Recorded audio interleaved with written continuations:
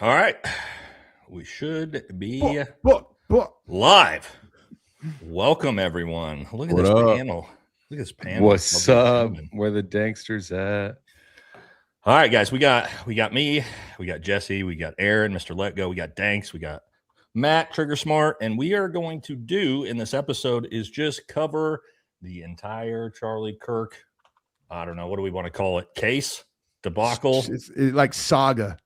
Yeah, saga. Yeah, it's a saga. Yeah, that's what it is. It's a saga. And we're going to start at the beginning, guys. And basically from the time Tyler Robinson gets onto campus, we're going to walk through it. And we're also going to debunk all the things that turned out to be lies that we know are lies or misrepresentations. Things like the rifle that we were shown, which didn't happen to be the rifle, all of that type of stuff. So should be a fun one. And then it's going to get us ready for the trial Monday. You know, it would be an incredible use of AI if someone really smart with AI was able to do this, as if we took like what the output from this stream is and someone asked AI to create like a visual representation of like this clue led here, which led here. And like as an example, the rifle, where it's like, oh, they showed this picture of the rifle, which is critical to the story that the parents are the ones who recognized him. But it turns out that that rifle was not the real rifle, which completely breaks that from being possibly true. Yep. You know, so we're gonna cover all that type of stuff in the trial. Do we want to? I know. Danks, you and Matt are like super spun up on the actual trial itself, right? And like where that's at, evidence wise, things like that. Is there anything we've seen in the trial that is? I guess they haven't shown the evidence that leads us to believe that they have something different than what we have been presented so far. Do we know anything like that yet? The biggest thing that I know of is going to be the, 300 terabytes of video from campus. Okay. That should be big. That's going to be huge. Right. Yeah, I mean, there's 200 terabytes just of personal files, all the additional information metadata that they haven't, all the metadata, all the things that haven't really been diving into, who knows what would be uncovered from that. The thing is, like when it comes to, because that footage is going to be very, very valuable for everybody. The thing to consider though is that I don't think anyone is even disputing that Tyler Robinson is on that roof. And so I think a lot of that footage is going to support the official story, even though the official story is not true, if that makes sense. You know what I mean? I mean, I'm just speculating, but do you understand what I'm saying? 100%. So do you guys think that they have footage of him actually being up on the roof? Well, they should. I know that there's a camera angle that could literally see where he took the shot from. Like in the prone, it should be able to see. I mean, Stephen Gardner and Gary actually went to UVU and they went up to where he supposedly took the shot from, and they angle the camera and they point to that one camera where we see the footage of him running off the roof. Yeah. There's another camera that can directly line of sight to the place where he supposedly takes the shot from. So I said from the beginning, if they don't show us that footage, that's going to be a big, big problem for me. Because I know you have that footage though. Would that say he did this to Charlie Kirk? I would still say no, because I would look at that as a decoy. You won't be able to identify it being Tyler. Like even if you see him take the shot, you're not going to be able to know for sure it's Tyler. And if you, and even if you could ID Tyler, maybe then you might not be able to see the shot. The only way, and then even if you do see him take the shot, you're like, they could have adjusted it with AI. It's all like video. It's tough, man. No. So to Jesse's point, and this will be early in what we talk about, is we're going to see, I mean, we already have this. This is fucking zoomed in, right? Like now we can't like see because he's got sunglasses, but to Jesse's point, he's not going to look different than this in the camera footage. This is fucking from 4 feet away, and we still can't tell who this is. So he looks so much more like Lance. If you look at Lance's TikToks, dude, like the one where he's out there and he's doing like the weird dance, that is the only person that picture on the left resembles to me. That does not look like Tyler Robinson at all. I don't think so either. But I don't think it looks like Tyler. But we'll get to that as we do it, guys. Also for chat, excuse me. If there's things we miss, if there's questions you have, just throw them in the chat, super chat them if you want them. I'll try to keep up with the super chats as we go the best I can. That way I know chat, like there's so much to this. Like it's very easy to forget things, right? Like, oh, the fact that the you know, the rifle didn't get found by the dogs, and also the shell casings. Like, these are all. This is what I want to ask you guys before we get going. What are some things in the evidence hearing that you think we need to see to actually, if the official narrative, the FBI narrative, is to be true? What are some types of evidence you guys need to see for that to move you at all? I know for me, right out the gate, it's going to be the rifle. It's going to be the rounds. Show me these engraved rounds. Like, DNA. Explain to me why he threw his engraved rounds on the ground instead of just keeping him in his pocket when he left him with the rifle. Like, all of these things I think need to be explained. What do you guys have for like evidence that you think they've got to put forward to give us more than what we got? More information on the autopsy. What actually happened inside of Charlie Kirk's body. Yes. I need to know that, because regardless of who did what, the thought process that a 30-06 killed him would exonerate, one way or the other. That's a great call. Yeah. Yep. They have already said Robinson didn't do it if the bullet didn't kill him, Thanks, right. You're muted, so you know. Yeah, sorry. So, especially speaking with the medical staff on site, all of the people, the receptionist, I mean, anybody that could have been there to witness the experience of him being in the hospital, being brought in, whatever the case may be, anybody involved should be, would definitely help. This is a huge one. This is a huge one. We know they have high def 4K footage of what the security team was doing when they were treating Charlie Kirk. We have not seen and they were very panicked about whether Bobby, or not Candace recorded it when they showed it to her through the computer. Yes. And why the angle of Charlie was so different in this UVU situation versus every last one. It's like when he was at UVU, every single thing was different. The mic was different. The angle from behind him was different. Why was it different? Mm-hmm. Yep. It's really, and what I think is going to be fascinating to look at as people who are as up to date on all of the facts of the case is to watch how the defense handles witnesses and handles the entire defense. Because as much as people want to be like, oh, this is all conspiracy theory nonsense. No, it's not. If your job is to create reasonable doubt, every single intelligent argument that a person has made on the internet can be used to present a coherent defense that makes people doubt whether Tyler did it or not. Anything. Like if they go, oh, so bring on the security guys, and you're like, so what were you guys doing during this time? Oh, we were plugging the wound. We were doing whatever. And then you show pictures. How come there's no blood on your hands? How come there's no blood on your any discrepancy at all can be used to create reasonable doubt against Tyler, which means if they are not doing that, they're either incompetent or something more nefarious. You know what I mean? Well, what a lot of people need to realize is like this preliminary hearing, it actually could stop here, but right. Yeah. The thing is, right. Danks, why don't you explain that? I don't think a lot of people don't understand what this preliminary here means evidence wise for what the prosecution basically has to prove to the judge. All they have to prove is that there's some world that Tyler Robinson was involved in the assassination and pretty much prove that. That's about it. There's no major requirement. The bar is actually very low to get into trial. And now for me, it's a trial to justify having a trial. Right. Yeah, exactly. So it could literally stop here. If they can't prove however, they're going to be using a lot of hearsay from Lance Twiggs, this video recording, then everything that's damning against Tyler is coming from Lance Twiggs, I think. So besides whatever ballistics, but you're talking about alleged confessions, the Discord messages, the text messages, all kinds of stuff. And then the guy, Lance, whatever, the furry, he's not even going to have to show up at all.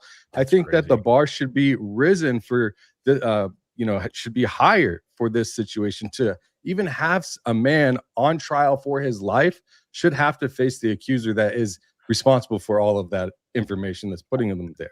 I couldn't possibly rubber stamp Erika Kirk and the that's great. Like for sure, Lance should have to be there for sure. Yeah, but Erika Kirk and Charlie's parents are going to be there apparently. That's what I heard. And another thing is if Lance Twiggs, so say they use Lance's hearsay testimony, not under oath, etc., just this recording, and they admit it into court. into the trial. It's a part of getting them to trial. And the judge says, we're going to trial. This is part of the reason why. Then they can use that against Tyler or in the trial, even if Lance disappears, because this is part of getting them to trial. So this is a major, major problem. It can be disputed how I understand it, but you never know. If things can, imagine if he just disappears, Lance Twig disappears, the thing that got everyone to this position is his hearsay, his screenshots, his whatever. That's crazy when you start to think he's about gone. that, And then what? So that's so much of the evidence. One guy. You got Pumpkin McSpicy saying no audio. A lot of people are saying no audio. No audio. No audio for all of us or for some of us? Yeah, can you be more specific in chat? Refresh your stream, guys, if you got an audio problem, because pretty much I don't think we got any audio issues. Just refresh your stream. That typically, or if you're having bad audio, okay, never mind. It sounds like we're good. We're good. It's just refresh, guys. Sometimes whenever you have problems on YouTube on a live stream, refresh first. Usually it'll fix it.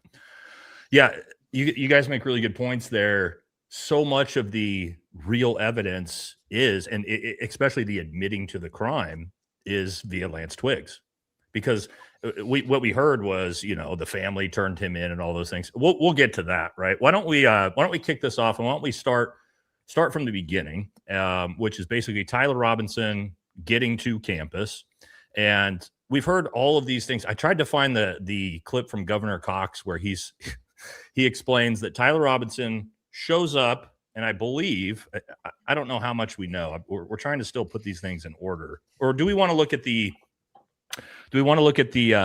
charging documents first, real quick? Well, that's probably best, because the charging documents are different than what people have taken to be the official narrative. It's close, but there are certain things that are in there where you're like, wait, just little details that seem like a big deal that people talk about all the time are not in the charging documents, and there are other things that are. You know what I mean? Mm-hmm. I'll pull them up real quick. There's just some things to keep us here. Just some things to think about. So I'm not worried too much about the charges. We've seen the charges, a bunch of murder charges, tampering with evidence, things like that. But really, here's the actual shooting, and I think this is kind of interesting. They detail what happened, right, where everybody is at. But this is where I think it starts to get interesting, is down here with the UVU surveillance investigation, right? Because it says, at the moment, this is basically from the time of the shot. The shot rings off. At the moment of the shot, a UVU police officer was watching the crowd from an elevated vantage point. As soon as he heard the shot, he began to scan the area for threats, believing the shot came from a rifle because of its sound. That's not what I've heard from everybody else in the crowd, but whatever. He looked for potential sniper positions. He noted a roof area. I mean, to me, this is bizarre. Like, this police officer immediately locates the shooter the second the shot rings off and rushes there to look for evidence. And if he's got line of sight to that roof, how is he not seeing him in advance if he's law enforcement? Right. It's or seeing him run off. You know what I mean? It's very, very bizarre. But this is important. This is important here because it's a suspected shooting position adjacent to the open. It talks about where it is. And it says the UVU officer climbed over the railing down onto the roof. When he walked to the suspected shooting position and confirmed a clear shooting corridor to the position of Charlie Kirk's seat, he also noticed markings on the gravel rooftop consistent with a sniper having laid on the roof. I'm not, as someone who's done a lot of this, I have no idea what that would actually mean. And somebody laying on the roof, I guess. Can you tell someone's a sniper by the way they lay down? No, absolutely not. Impressions in the gravel. They act like it's going to be like an outline, like chalk around your body. Like, right. That's why it's the whole charging document is a little sloppy. Impressions in the gravel, potentially left by elbows, knees, and feet in person in a prone shooting position or laying down, watching what's going on. Then it says police reviewed for surveillance footage from the camera covering the roof and discovered that recorded an individual dressed in dark clothing cross the railing from the public walkway and drop onto the roof at approximately 12:15, although the individual moved out of the camera's view. This tells me right here, for a short time, the camera again captured the individual running across the roof, then low crawling the area, the UVU area, or the UVU officer recognized where the suspected sniper dropped into a prone position. I'm assuming they're saying they don't actually have camera footage of him taking the shot. That's what that sounds like. I'm reading this. Okay, but how don't they? I know it says but that, I mean, again, it says here, don't although they? the individual moved out of the camera's view for a short time and then captures him running across the roof. Well, when we saw him running across the roof, that's after the shot. We've all seen that. So I think they're saying in these charging documents that they don't have video footage of Tyler Robinson taking the shot. And that what it is looks like. impossible, that roof does not have a single video feed that covers it. How can that be possible? Then I don't know for sure here, it's impossible, but it seems it has to be impossible. This is super important because this is super debunked as bullshit. And that's the fact that he was walking around with a fucking 30-06 in his skinny jeans, right? But they have it here in the charging documents. Discovery led to the intensive review of the UVU surveillance recordings to attempt and track and identify the suspect, yada, yada, yada. Throughout the surveillance, the suspect kept his head down and really raises his head enough to get a clear image of his face. I mean, they're saying that we're not going to get anything better than what we have here, right? Because they had all the evidence when they wrote the charging documents, or at least the camera footage. As he proceeds across the campus, he is seen walking with an unusual gait. Now, is this before or after the shooting? This has got to be before, right? Now, I have that footage. Well, this would be before because 11:15 is before the shooting here at 12:15, right? Yeah. But anyway, we'll get to it. It says the suspect walks with very little bending in his right leg. This is the TMZ footage. They are citing the TMZ footage outside of what's that guy's house? The fucking Joe Lyman's house, right? Cousin's house or something like that. I'll pull that up here in a second. But I've also disproved that he has a 30-06 in his pants from that footage already. Consistent with let me finish this real quick. Consistent with a rifle being hidden in his pants. This is in the charging documents, the official charging documents. The unusual gait continues until the suspect is seen crossing the railing off the open walkway onto the roof where he leaves the camera's view. Now, let me show you guys this. I think because I've shown this 100 times. This, let's see, can I do it like this? Yeah, here we go. Guys, this is Tyler Robinson, heading to the roof here, right? This is like the entrance to the building that gets him up to the stairwell. He's got a phone in his pocket here. There's no 30-06. I've put my own 44-inch 30-06 in my jeans, and it is the most obnoxious shit you'll ever see in your life. And I am 6 inches taller than Tyler Robinson, and it sticks up out of my jeans. You know what I mean? And you can see here, so what I like about this, there's also one more. It shows a full bend in his left leg. And then as he comes around the corner here, there's another picture where he takes a step up and his full right leg is bent. So a lot of people tried to say, well, actually he had it up his back. No, we have the back frame here. So he doesn't have a 30-06 on him. We all agree on that. Whoever this person is in this footage, he does not have a 30-06. Like, well, got a lot of gun guys. I think that the reason why we're not going to get to the point where we get enough information on this is because this whole city, and to anybody that lives in that city, I don't want to say anything bad about them, but this whole city seems to be a whole Mormon city, right? Yes. And it's, like I said, I don't want to say anything bad about anybody's religion, but they are on code with whoever is above everybody else, right? And whether it's the person that's doing the paperwork, whether it's the person that actually not man the camera, but is in charge of, how the camera's pan, I think every single person in that city is so on code. All they have to do is make a call, because that usually is somebody's cousin, somebody's wife, somebody's friend, and they can just say, hey, get rid of that camera angle and just throw it out. And no matter who it is in that city, they're going to stay on code with everybody else. And it's like ganged up. It's all ganged up. I want to say code, but I don't want to offend anybody that lives there. I lived there for a year, and I worked at a company, about 100 employee company, and I was the only person there that was not Mormon.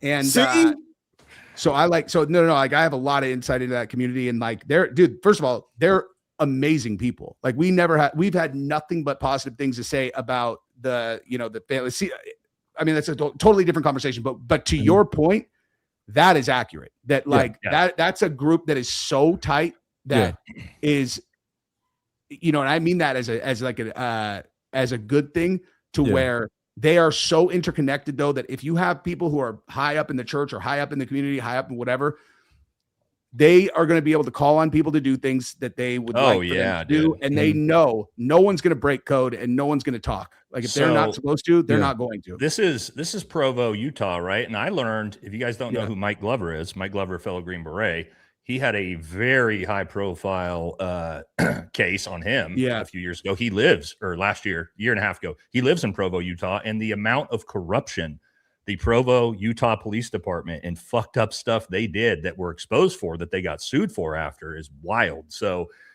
it's not, again, Utah is known as being an incredibly corrupt state through the justice system. That's nothing new. Not to say that that's what's happening here necessarily, but to your guys' point, that is well known. Now, I want to take a look at, this is what the charging documents are talking about, is this footage right here, which is, again, you can see the TMZ watermark there. I'm blown away that and again, this is Phil Lyman's camera.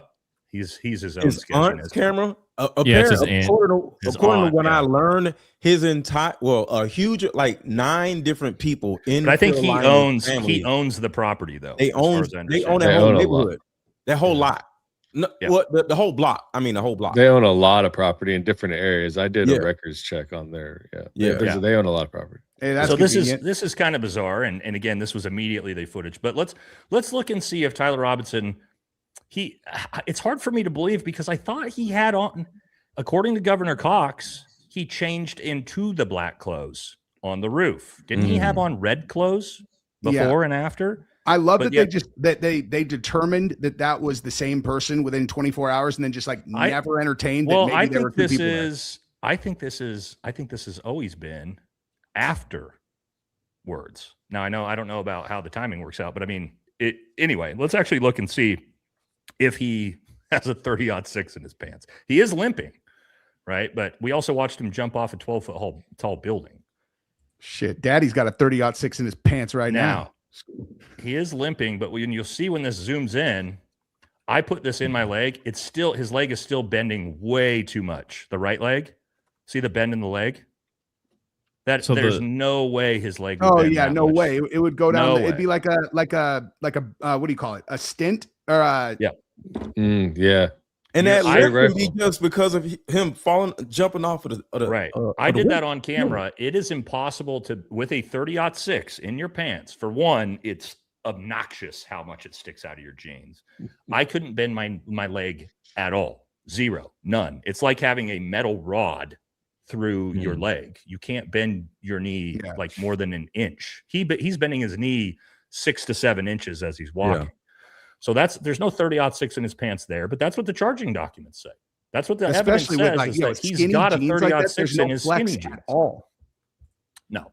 So what I need to see real evidence of how the fuck he got this rifle to the roof, because it's not what we've seen so far.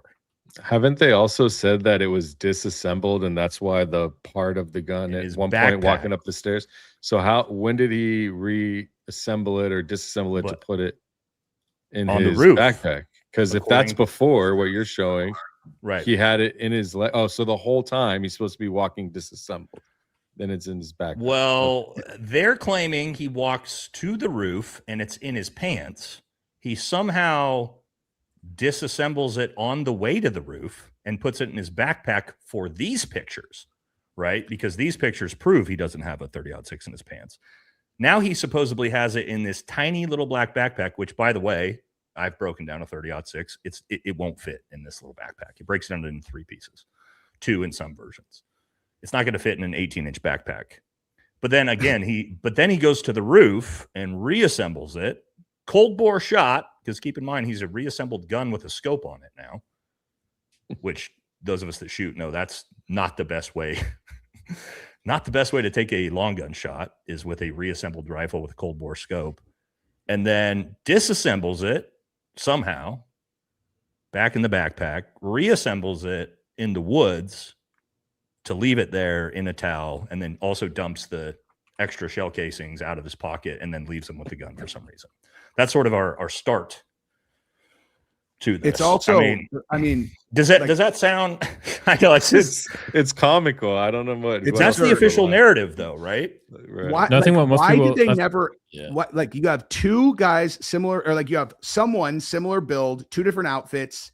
I don't understand why they just went, oh yeah, one guy changed clothes. If you don't have him on video changing clothes, why did they never entertain that his homosexual furry boyfriend, who is an identical frame, was not one of these two, and one of them put the rifle up there, left, the other guy comes up there afterwards and does, you know, like there's like a million ways that this would make more sense than all of the things that are supposedly the official story. Well, the thing that just came out recently was the thing Barron showed, the guy that was, you know, the other patsy that had the other rifle that might be an air rifle or something similar. Have you seen that in the last couple of days? I haven't. So that, yeah, so all this information came out. There was 2 other arrests, and both of them had some kind of rifle. They say it was like a 22 air caliber rifle or something similar. They both have a wooden stock. They both look like Mausers. Huh? They're at the scene? Yeah. Yes, yeah. He got arrested. What? Project Constant. With a 22 caliber, like yeah, nitro pistol, like a nitro piston air rifle. That's not the point, though. The point is that there was other people there with guns. They got arrested. But here's the thing. Here's the kicker. That dude has connections to Lance. They're in the same furry group. They have like all these connections. Project Constitution did 2 posts on that today. Oh, what's his name? Let me pull it up.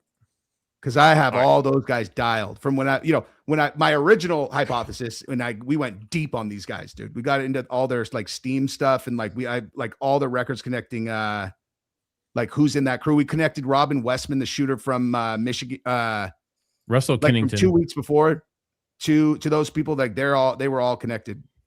Here, I put it in the shared chat. I put it in the private chat. You can pull that link up. Thanks for president. I'm gonna hit super chats as we go, guys, as you guys are like bringing up points and stuff like that. Down from the campground, so I have a signal, but there's a party from the 4th in Town Park. Just happy to say 4th of July. Thank you. What has 10 arms and 6 sleeves? These dudes, yeah.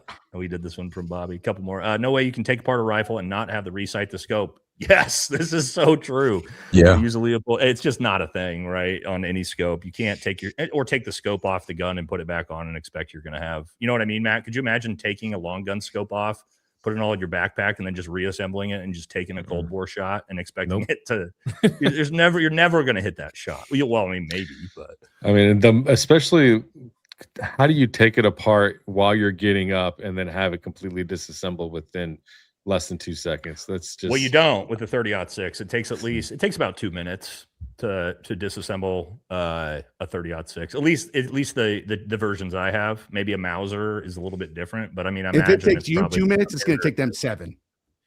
Yeah, that's me as somebody that like very, very comfortable and familiar with how to do it. This kid who's probably never done it before. Is there anything with this Victor Marks collapsible rifle that you've looked into? Anybody? Well, I don't know.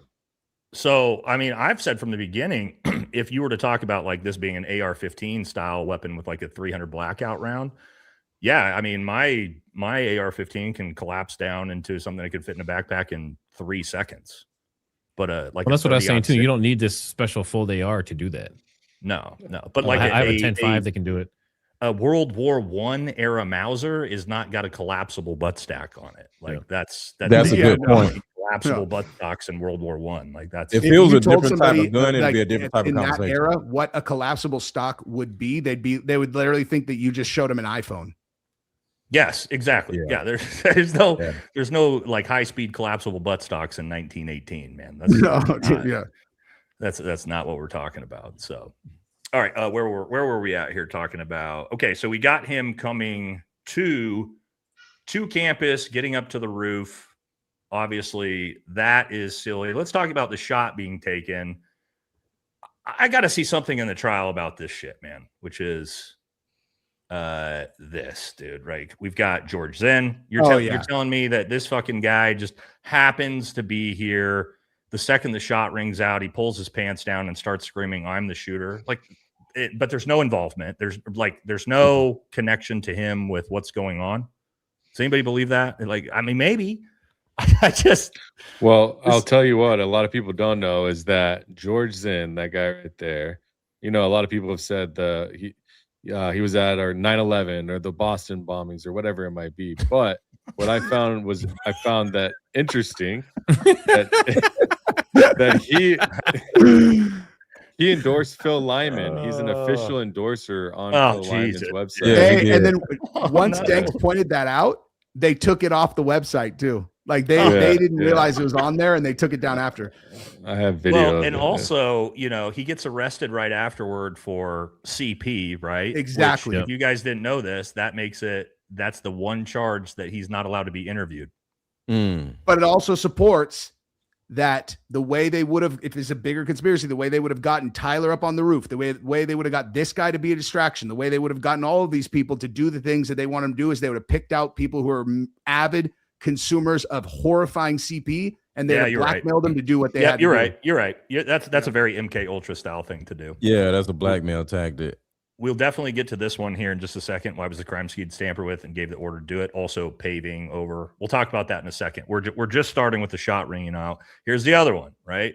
Jesse knows this guy better than anybody, right? Here's another one. Sleepless nights on account of that, dude. Just again, like I've been shot at quite a bit. I have never seen anyone react this way ever. It's just the human condition is not to, under fire, turn around and laugh and cheer and look at the shooter and pump your arms at how cool things are.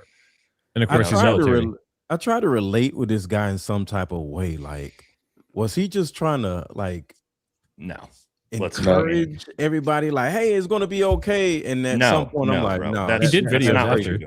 He has videos out saying why he did it. I get you could say that, man, but like again. It just when you're being shot at, bro, and you hear in this situation with gunfire going off, and again, I was pretty conditioned to it, boys. Jesse, you would never see me doing some shit like that. What do I think about this, dude? Doing? Yeah, right here. What do you think he's doing? If I had to, this is not one I feel bulletproof confident on. If I had to bet, though, I would bet that whoever actually did this and is trying to frame leftists for it, they put out a bunch of stuff onto leftist groups, which brought people like this dude out there to watch what was going to happen. And when Charlie got shot, I think that this was a left, because when Trump got shot and survived and the whole crowd started chanting USA, I think this guy was chanting USA because he thought Charlie had actually gotten killed. And so this was him like rubbing it in the right's face that like, hey, we got your guy this time. Yeah. Okay. That makes sense. Yeah. That makes sense.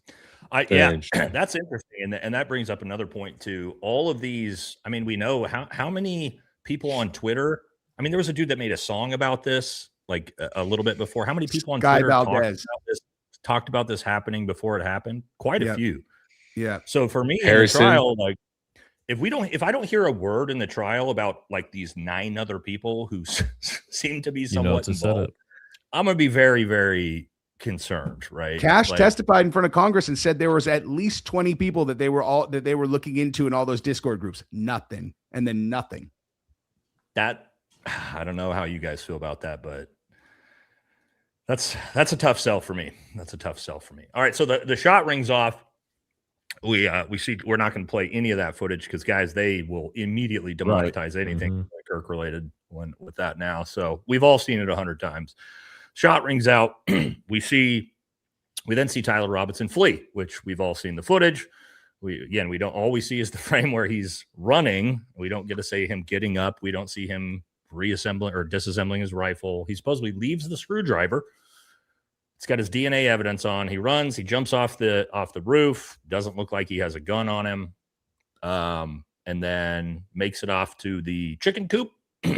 Reassembles the rifle.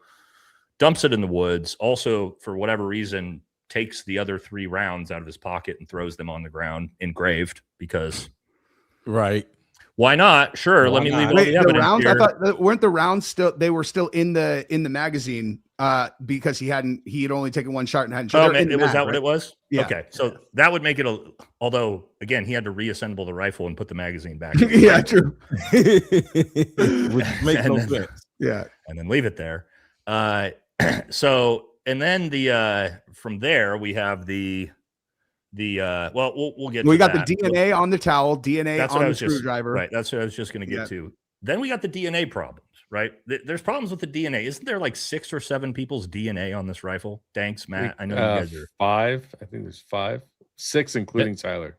And do you guys think that maybe Lance, who definitely has access to Tyler's DNA, could have? I mean, everything that is going to be out in the messages and the confessions, Lance could have done, and the DNA evidence, Lance easily also could have done. You know, but there's still 5 other people. Are they were dirty ass dudes over there, man. It's probably a bunch of they're Magic the Gathering nerds. But correct me if I'm wrong, guys. They weren't able to. Now, this is not that uncommon for like a murder trial with a weapon. Maybe like the law enforcement officers get their hands on it, whatever. But you can exclude them from the DNA or the fingerprint samples because you can just prove it with or back check it to the law enforcement officers. From what I understand, there's 3 or 4 untraceable DNA on this rifle on top of Tyler. Is that right? I want to make sure like we're getting things right. I haven't seen anything confirming that. How long does DNA stay on an object? Does anybody know? Depend on the environment. Can be a long time. I'm not sure. But I mean, like in the amount of time they found it, it would have for sure still been there. Okay. Yeah. They'll go ripping through people's trash, you know, like something that's been in there for much longer than that, and they'll pull it and they'll be able to pull like perfect samples off that stuff. Yeah. Oh yeah. Okay. It says it can stay on for a few hours up to several months. Okay. So but again, we've got the DNA on the towel, on the rifle, and on the screwdriver left on the roof from Tyler Robinson. Right? Wait, towel. So we're talking about a gun and a towel. Mm-hmm. Yeah, because he gun, supposedly towel, and screwdriver. Wrapped the gun in a towel, even though. Because I'm looking at the fact that he can't even have a gun on him. Now he has a towel. Where was the towel? In the backpack, maybe in the magic backpack. Okay, it's all in the magic backpack. It's in Dora the Explorer's backpack. Hey Nate, does it say DNA on the rifle itself? Does it say that or no? On the trigger. I believe it says on the trigger. It's definitely on the trigger. It says Tyler Robinson DNA on the trigger. Yep. Mm-hmm.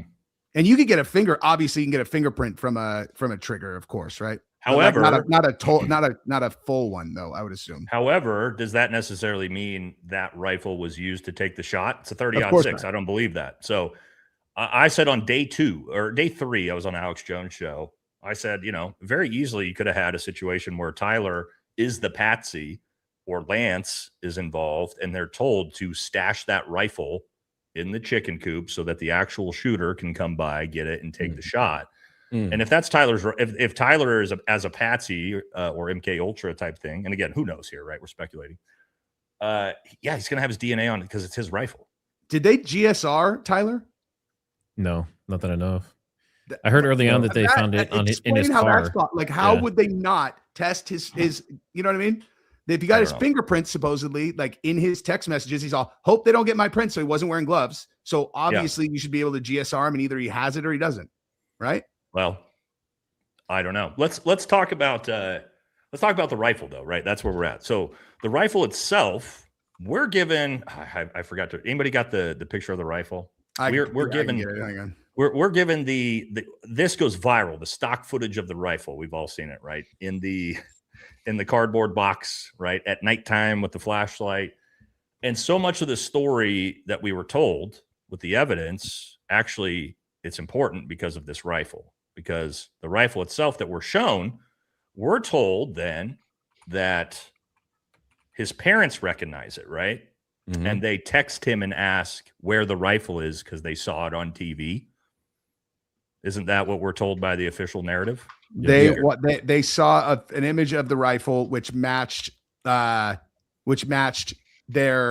one that his like the father's father had given to Tyler or whatever. That's why this was such a huge, because I'm like, this doesn't look like 1911. And then that's from Walmart, dude. Yeah, when you image search this not only doesn't, it looks very similar to a like more mainstay Mauser. It looks identical to a Ruger, Ruger. Like the most common 30-06 on Earth is like the Ruger, whatever that you can. Yeah, it's Ruger American. It's a Ruger American 30-06 with a scope that's like 5 inches too far back on it. But point being is, this is not the rifle. Yep. So the entire narrative that Tyler Robinson's parents saw the rifle, that's how they knew it was him. But again, did that ever even make sense? Like, if I saw a random picture of a Browning 30-06, would I be like, yep, that's mine? Right. From 3 hours away in a random, like, okay, that never made sense anyway, because there's, like, to say that you recognized your gun from, a situation like this was bizarre. But so we know that's not it. But that's what we were told, is that Tyler Robinson's parents saw the rifle, they contacted him, and then they turned him in because he admitted that to them. Now, I know Barron debunked this, right? Through and look at this mount job. Like, am I tripping, or is this like I don't know what the hell's going on. The scope is like 4 inches too far back on the gun to begin with. This looks like AI in itself. It does right there, huh? Yeah. I've never even looked at that before. Right. This looks crazy. That's not attached to shit. No, it's all mushed together. Yeah, you're right. That's completely fake generated image. I literally never even done this. I just was looking at it right now, like, that doesn't look right. Yeah, that's a fake image. So I did a video on this. I deep dived on this whole thing. So New York Post says that is the gun. That's the gun. But who is the New York Post? Hold on. And if you look at the evidence and you look at all the stuff that's been submitted for this probable cause case, they say that there's a gun in a box is one of the line items. So I think that is supposedly the exact gun, according to everything I've seen. I did a whole video on it. But didn't the FBI come out and say that's not the gun and that they haven't released anything? And no, I thought this was leaked to Steven Crowder. This image. No, it was some podcasters came out and said it wasn't and it was fake and all that shit. But that's why I dived back into it, because I saw something came out and they're like, no, this is the gun. I was like, no, that's not a World War I era Mauser. It's got a synthetic stock on it. Correct, but it's sporterized, so it's a Mauser. They switched the stock out from wood to the synthetic aftermarket one, which everyone does. If you look online, that's the most common thing. This whole website's dedicated to just updating Mausers. Right. So not only did they update the stock to be a synthetic stock, but they also updated it to be a 30-06 instead of a 8mm or 7.62, whatever the original ones were. So based on everything I can find, they're claiming that is the gun. That is the gun now. According to New York Post and according to everything I can find. New York Post is still saying that corpse of Epstein at the corner is him too. Yeah. Like, I mean, somehow the New York Post is just they're conveniently getting these things and then they get debunked later. I mean, he doesn't even have the scope on correctly enough to even fire a real shot on that. So and that's my thing. That looks like a AI picture right there. I mean, literally, if they're actually saying that this is actually, then we do. I mean, if they're really saying that, then you actually do have to look at this. And it's like, bro, this is not attached to anything. No, it's not. Like, this is like, it's not. It's like you can't shoot anything with this from a long distance. No, you're right. Now that I'm looking at it, that scope is not attached to that gun. It's not attached, right? Unless, I mean, maybe it's not attached at all. Like, it could, maybe it could be a super low profile mount, but it would still be pretty shitty either way. That's not put on correctly. I'm just saying, using that, whatever it is, whether it's AI or real, you cannot shoot anything accurately from 100 yards away. Well, you can shoot anything. You can shoot anything accurately if you practice with it. If you zero it in, even if it's on shitty, like steady, you might be able to. But this is. But the thing is, he couldn't have though, because he fucking disassembled and reassembled it. Oh yeah, that's right. Yeah, you're right. Threw that on, dude. You're right. He just threw it on all fucked up and then took the perfect shot to the from net. 140 yards with that much distraction, noise, and everything else. It's not. It can't be zeroed because you can't take the scope off of a gun and then have it still be zeroed. That's not how zeroing a weapon works, right? Yeah. The second you take it off, it's no longer zeroed. You have to re-zero it. So re-zero it. Unless the only way you could zero it would be if he had one of those laser pointer 30-06 rounds, and then he did it like through the scope, and then there's no fucking way that happened. You're right. Impossible. All right, so according to Matt, and again, Matt, I'm not saying you're not wrong. We're just trying to figure these things out so we have a good understanding of the evidence as we know it going into Monday. That as we know it for now is what the FBI is saying is the actual gun. Yeah, because the New York Post did it twice. Two separate posts they did said this is the weapon found on site by the FBI in like the caption of the gun. So they're saying it is. I'm not saying it is. They're saying it is. Right. But, No, that's fine. Yeah. Yeah, that's fine. Well, this doesn't mean that I don't believe that 30-06 got used no matter what to kill him. But guess who? But guess who runs and basically owns New York Post? I don't know. Rupert Murdoch. I could guess. Was it Murdoch. It's Murdoch? You'd probably guess right. Rupert Murdoch. Is it? Of course. Right. Yeah, the Murdoch family. Yep. Yeah. So Fox News. Yeah. Okay. So I'm really starting to believe that 60 Minutes interview that Candace recently played. I mean, it's all a stage, and we're just watching it unfold, and it's at scale, all the way up to the top. It really concerns me that Barron's FOIA request about the plane came back from the Presidential Airlift Group, and that's if Huachuca is connected, that implicates all the way to the top, and that's a scary place to think about. Well, if it goes all the way to the top, that means I'm right, and he's in WITSEC.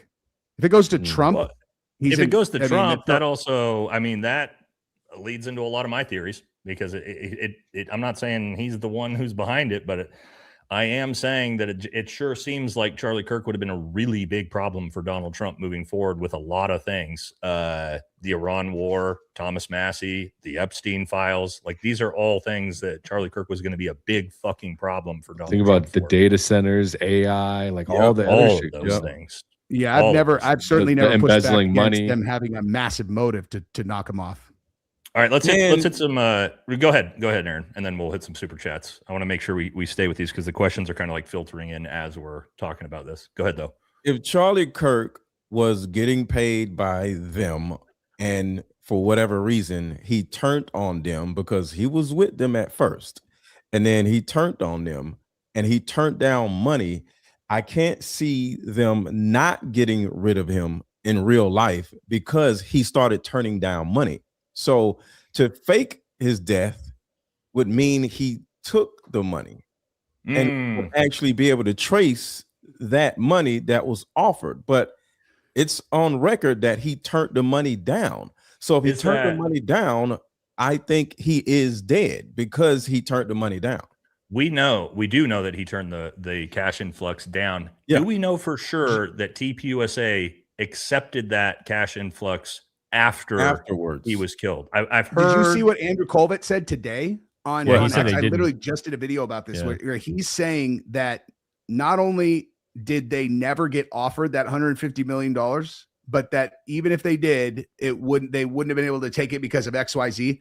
And what I commented on is like, okay, so let's just say that what he's saying is like even partially accurate. What he definitely did not say is that he said TPUSA can't take that money. He didn't say Charlie or him couldn't have taken that money. Like, because that they offered Trump $200 million to agree that if he won to let them annex the West Bank, right? Like that's essentially bare. So like, what would the difference be? Like, you think that these people don't have ways to just give people $150 million? Like, they just have like a cold storage Bitcoin wallet and have $150 million on it. You know what I mean? Didn't Candace say that they rolled it into a stock investment, like a startup, something like that? Yeah, something like that. Yeah, but and Andrew just denied it publicly. Like, but just denied it. Yeah, but you have to watch out for these fucking people, right? Because they're crafty. Because to Gangs's point, what he'll say is TPUSA never accepted $150 million cash influx.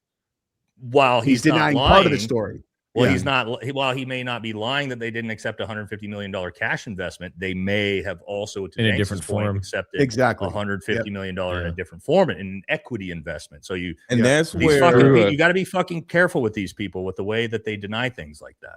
Yeah, just listen to them like you're a lawyer. What do they not say?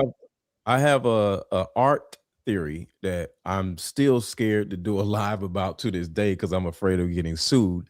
But then you probably shouldn't talk about it. Yeah, this is the worst possible place for you to talk about this. If you don't want to get sued for this, Aaron, literally, I can promise you. I get some of our friends are watching this right now, getting ready to do some expose. Shit. So I would save that for your own stream.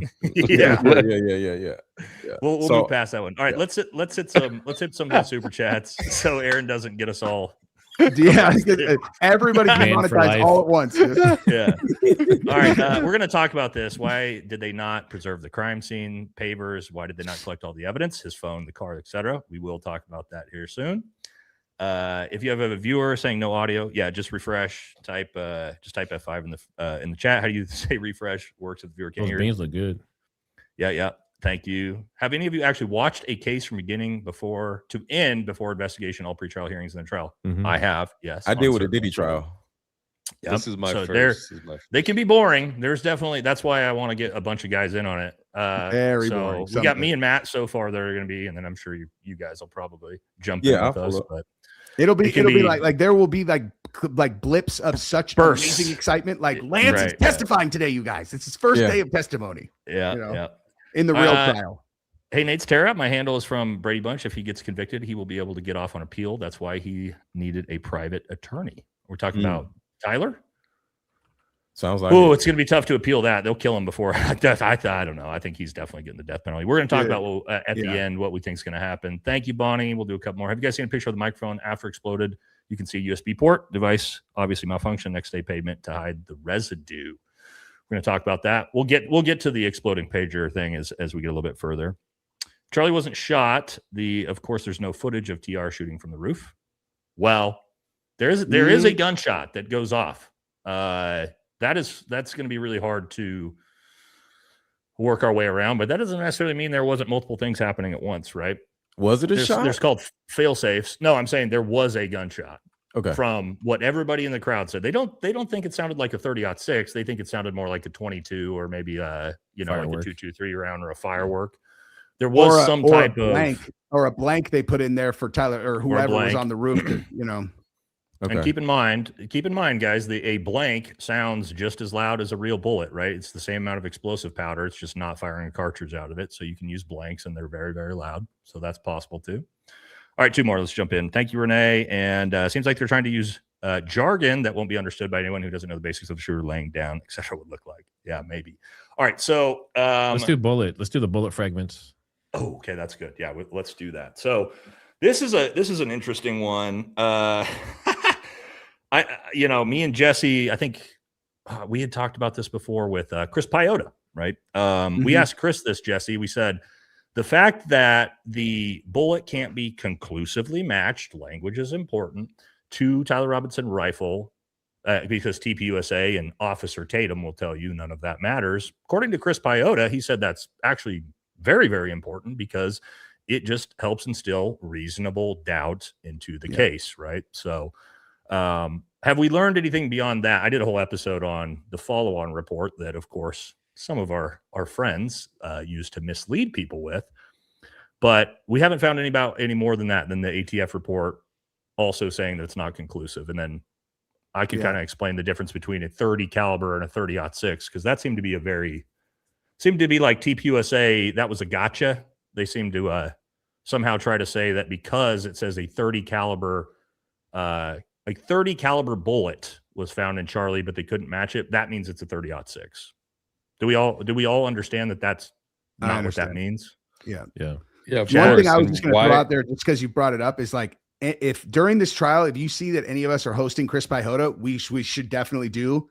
Is where you listen. That's where everybody just shut your dumb face and listen to dude who is third in command of the FBI in this type of, like, he knows exactly what technical evidence. Yeah, exactly. Like, I just listen to him and I'm like, okay, that makes sense. And like, it's very illuminating when he's talking about cases in terms of like, because he's also like with us, or he's looking, he's like, but he like knows that's why you should be suspicious of XYZ. Not necessarily this case where he was talking about, but like the Brown shooting. I did a stream with him and it was like, so yeah, we should definitely start bringing him on when it comes to the trial for sure. Do you guys, Matt or Danks, in your coverage of the trial, do you guys have anything extra on this, on the fragments?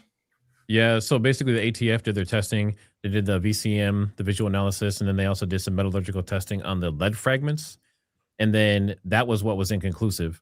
But then it says right here in the document, the state also intends to conduct metallurgical testing with the FBI. So the FBI is supposed to be doing testing after the ATF. So Chris Piota, we asked him, Jesse, remember we asked him about that, about the ATF doing a report and the FBI doing an independent report? And he said that never happens, and they do not allow that to happen, because what happens if the ATF comes back with one thing and the FBI comes back with other, your case is shot. Yeah.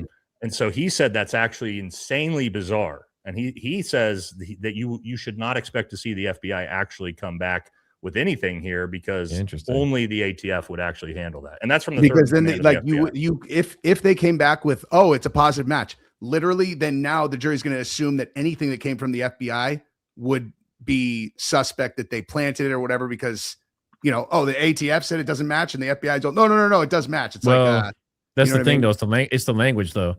The ATF said it was inconclusive. That doesn't mean it doesn't match. So by them saying inconclusive, that means whatever the FBI comes up with is good to go. That's the problem.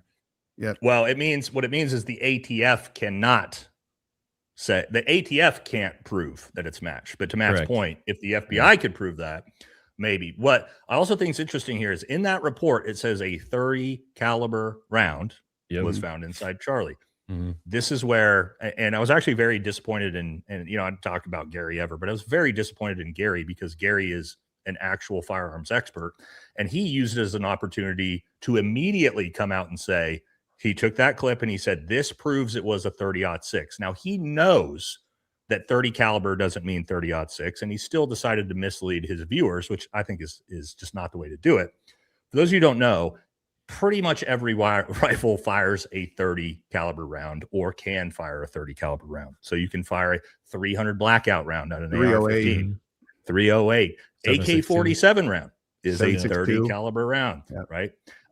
Your 300 Win Mag, your 30-06, 30-30. There's like 15 different rounds out of every rifle platform that shoots a 30 caliber round. So understand, guys, for those of you who aren't big firearms guys, the ATF report saying a 30 caliber round that could be matched to even pistols. There are even pistols that can shoot a 30 caliber round. So that doesn't mean it's not a 30-06 because a 30-06 is a 30 caliber round, but it could be, you know, it could be every different type of rifle that basically exists fires a 30 caliber round. So, right? Is everybody good with that? 30 caliber round, if they did find a 30 caliber round inside of Charlie's body, though, if that's true, obviously that would lend it, he was shot. That would be, he was shot by some type of, he was, well, what that would mean is he was shot by some type of firearm. That's what it tells us. From a pistol. Yeah, but here's the thing though. If they have a magazine and it has 3 other bullets in it, and he fired 1 bullet and they have the casing, and this says right here in the report, it says with a jacket. So it's a jacketed bullet of some type. They can just look at the other 3 bullets and see exactly what it is. But why? That's true. Does it match the other 3 or 4 that are still in the mag? This is important, Matt, because when I saw that report, that was my very first thought, and I was a little confused why the ATF didn't list what the specific actual round was. Because to your point, they have 3 other rounds right there that they could say, okay, hold on, I got it right here. These are 30-30. These are 30-06. These are 300 Win Mag.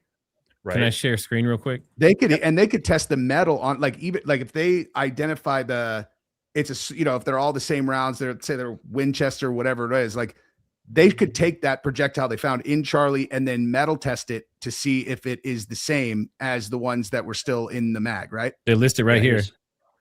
They literally say 30-06 Springfield. Right, but they don't say he was shot with a 30-06 round. But they do it indirectly, because right here it says 30-06 Springfield caliber cartridge. You have the casing. So the case that's left is a 30-06 Springfield. The other 3 are also 30-06 Springfield. So they're saying all of them were 30-06. In this report, this is the report that they put out.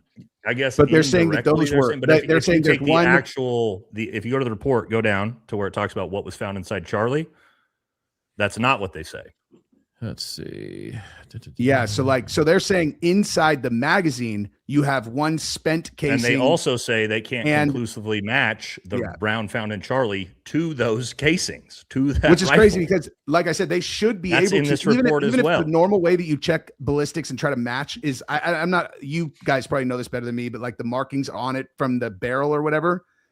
If they couldn't do that, they still would be able to test the metal makeup of the round against the ones that are still in that rifle to see if it's because this we were already told by the FBI. We were already told this was for 30-06 rounds, right? My point is when you go to the actual, if you scroll down to the actual report of what they found, they don't say a 30-06. They say a 30 caliber round and also cannot be conclusively matched to those cartridges to that rifle, right? One really important point for people who are not right firearms people is like, see what it says here? This is important. Like legal documents, guys, and Barron would be able to say this. My dad's a lawyer. Words are so important. Words mean very specific things in legal and evidence. And so what you see here is it says consists of 130 caliber deformed damaged bullet and 4 leg fragments. The very next paragraph says the result of the comparison was inconclusive, right? They were not able to match that 30 caliber round to the rifle or those cartridges that they listed above that.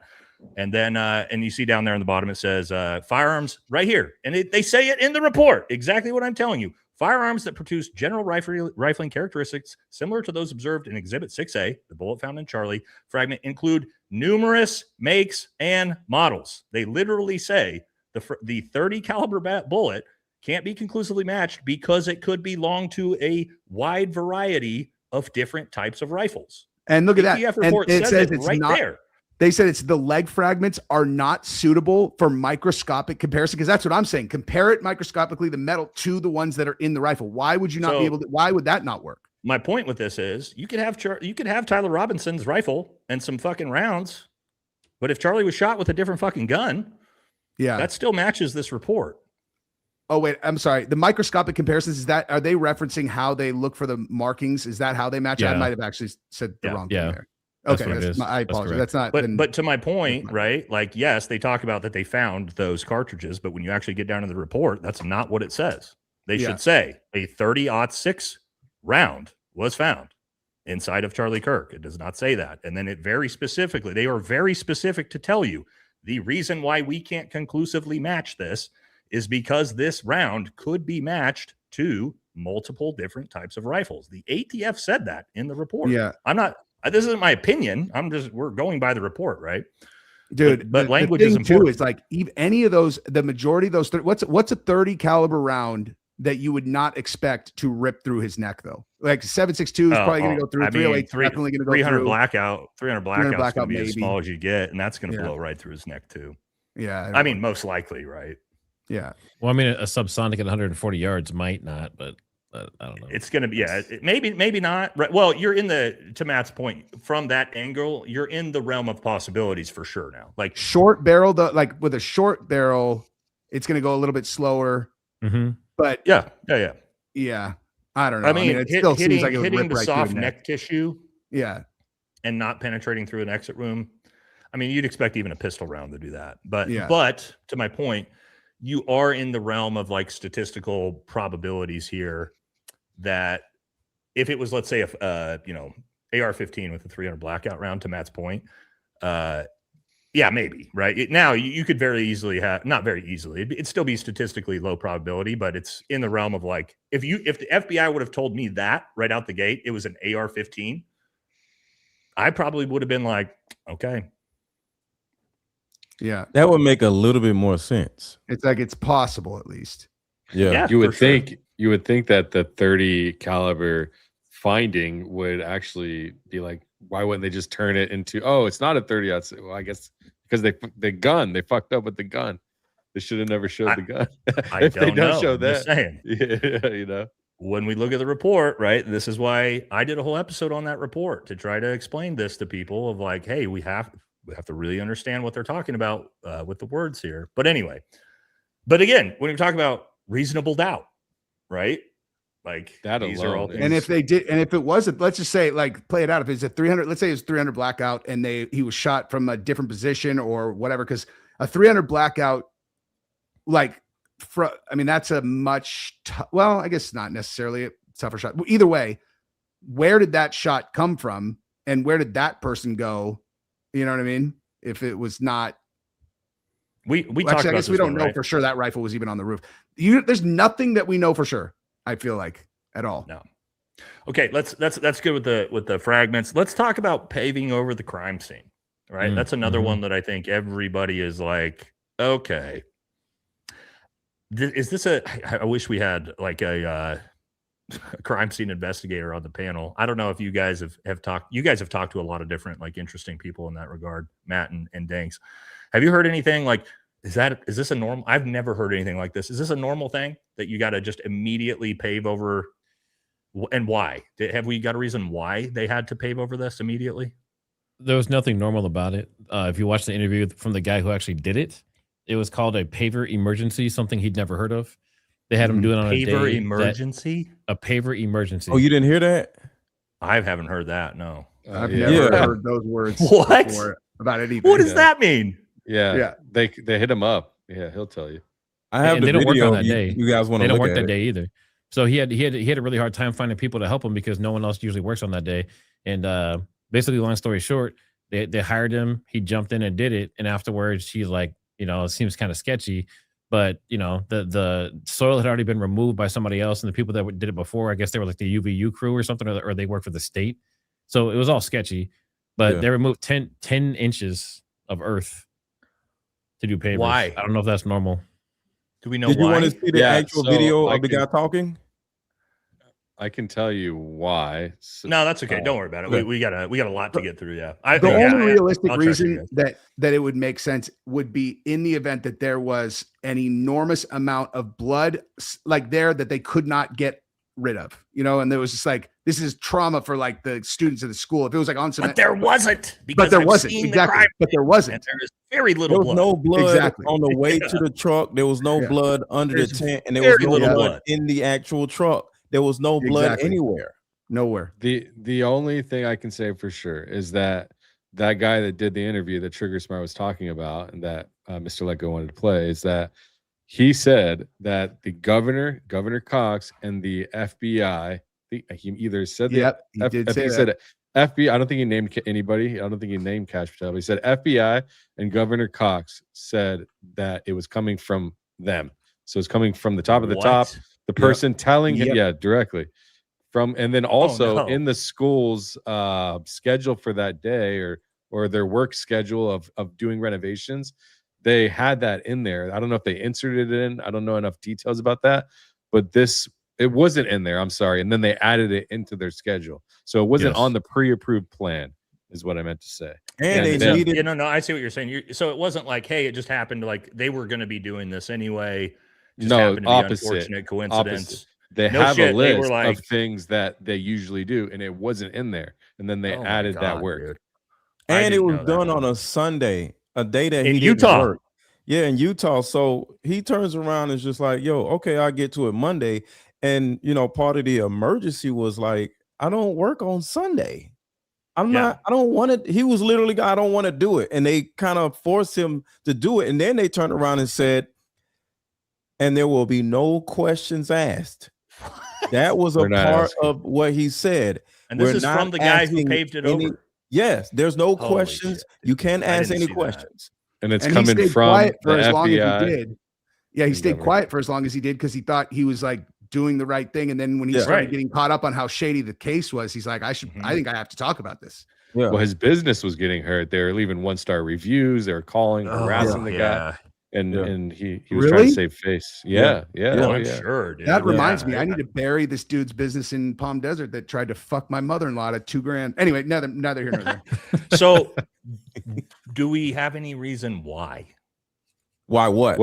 Why what? Why they needed to pay, like an official from the FBI, from this guy, from the school, the pave over. It's all. Why hearsay. did you need to? It's all hearsay at this over? point.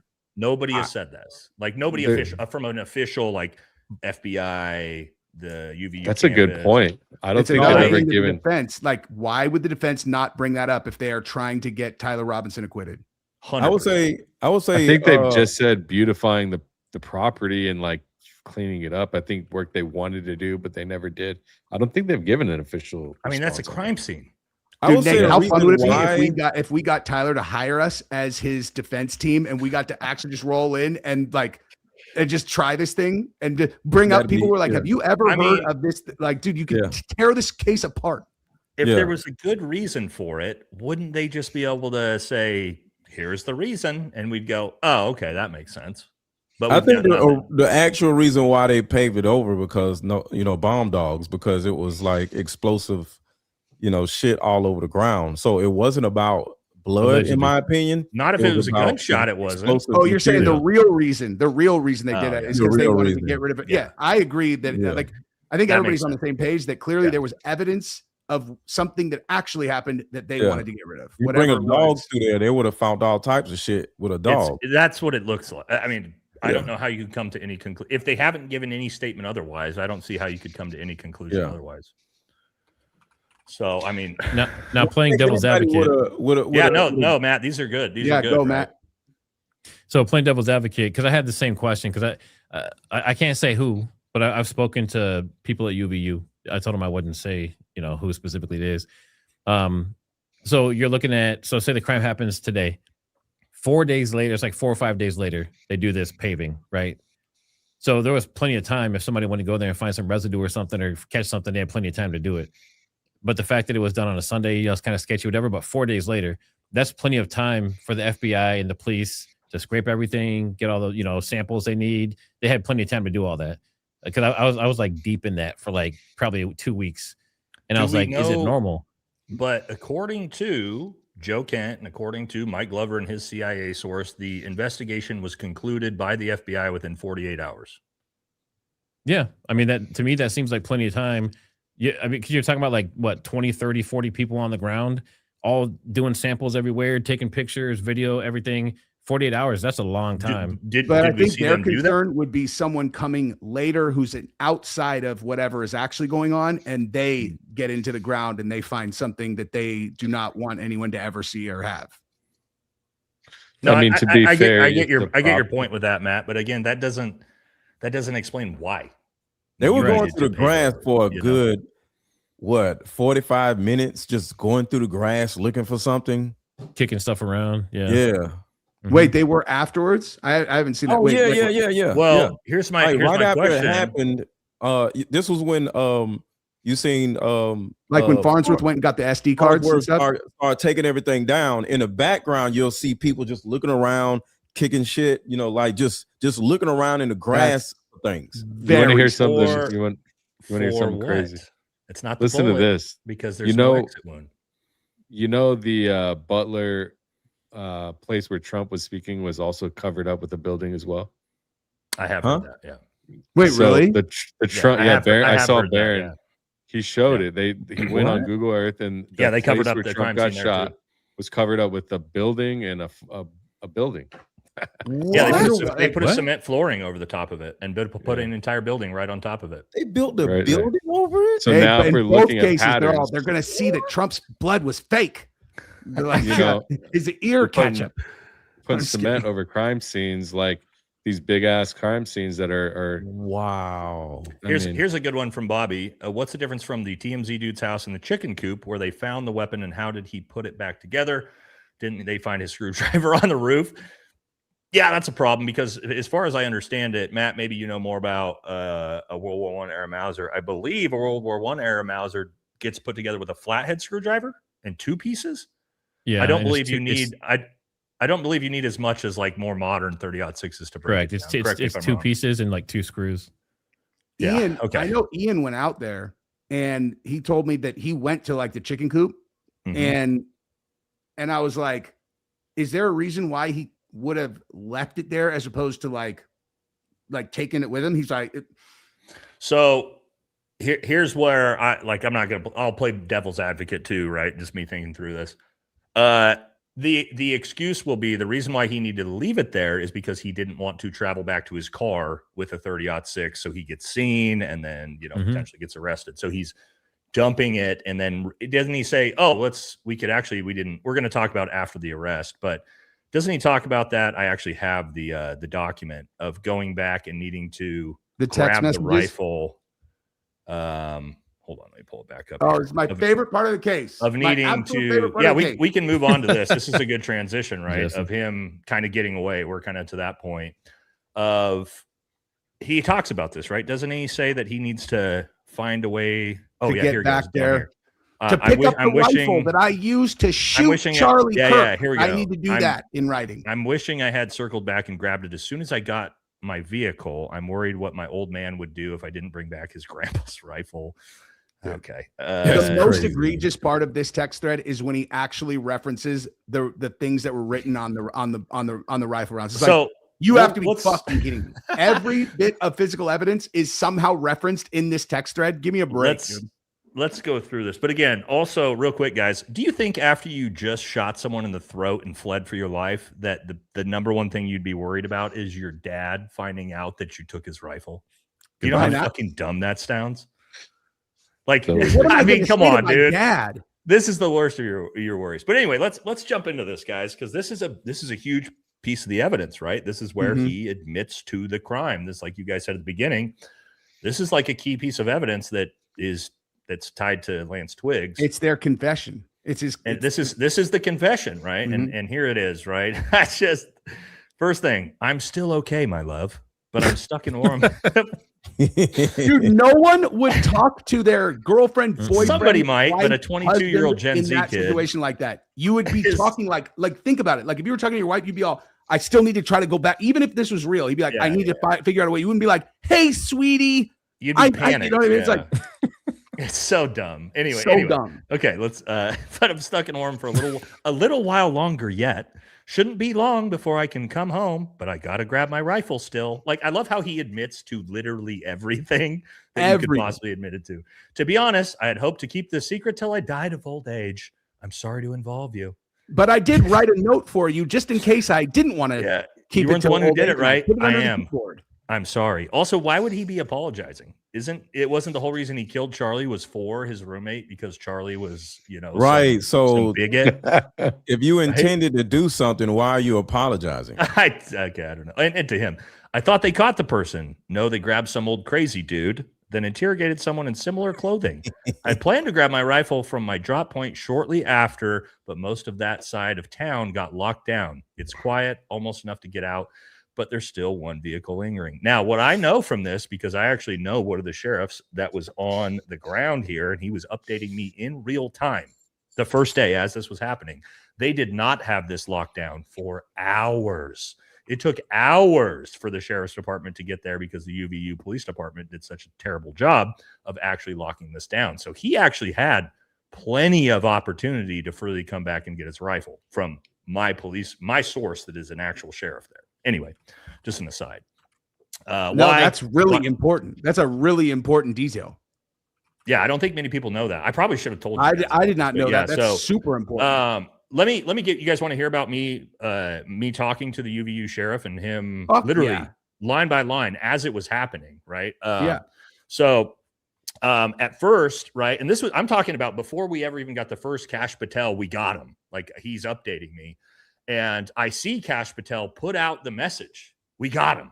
And I text him and I'm like, okay, Cash. And I sent him, hey, Cash Patel said you guys got him. And he goes, we have no idea why the FBI is saying that. We have no one in custody and we have no leads.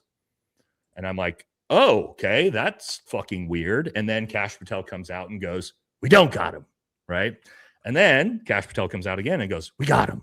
Oh, Cash said that about Zinn, right? He was talking about Zinn the first time. Right. Yeah. And so my buddy in the sheriff's department was like, we have no fucking clue why he said that because we have no one in custody and we have no suspects at the moment. All we know, he told me, all we know is that it looks like it was somebody in black clothing. At that point, that's all they had known. The sheriff's department, who had gotten there after about an hour, and they actually had called in the SWAT team from, what's the big city in Utah? The main city?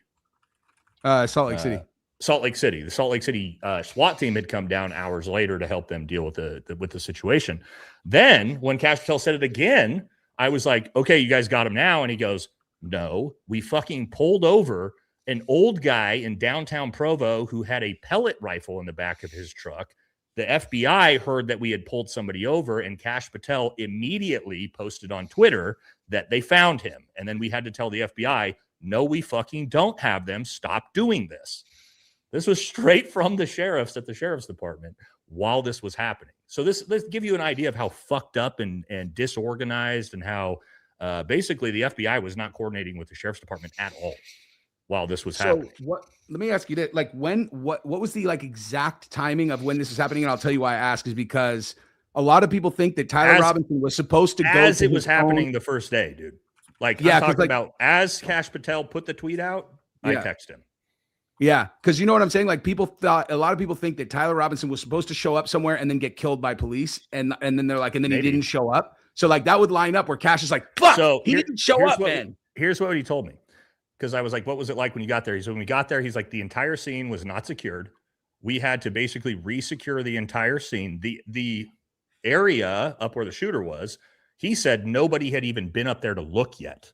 Even though the charging documents said that police officer ran immediately up there and found the pictures, he was like, nobody had even been up there yet. It was the sheriff's department that actually got up there and found that. He's like, we've actually found a Polaroid picture of Tyler Robinson that he had written, I did it, on the roof after. But anyway, and it's so fucking dumb, dude.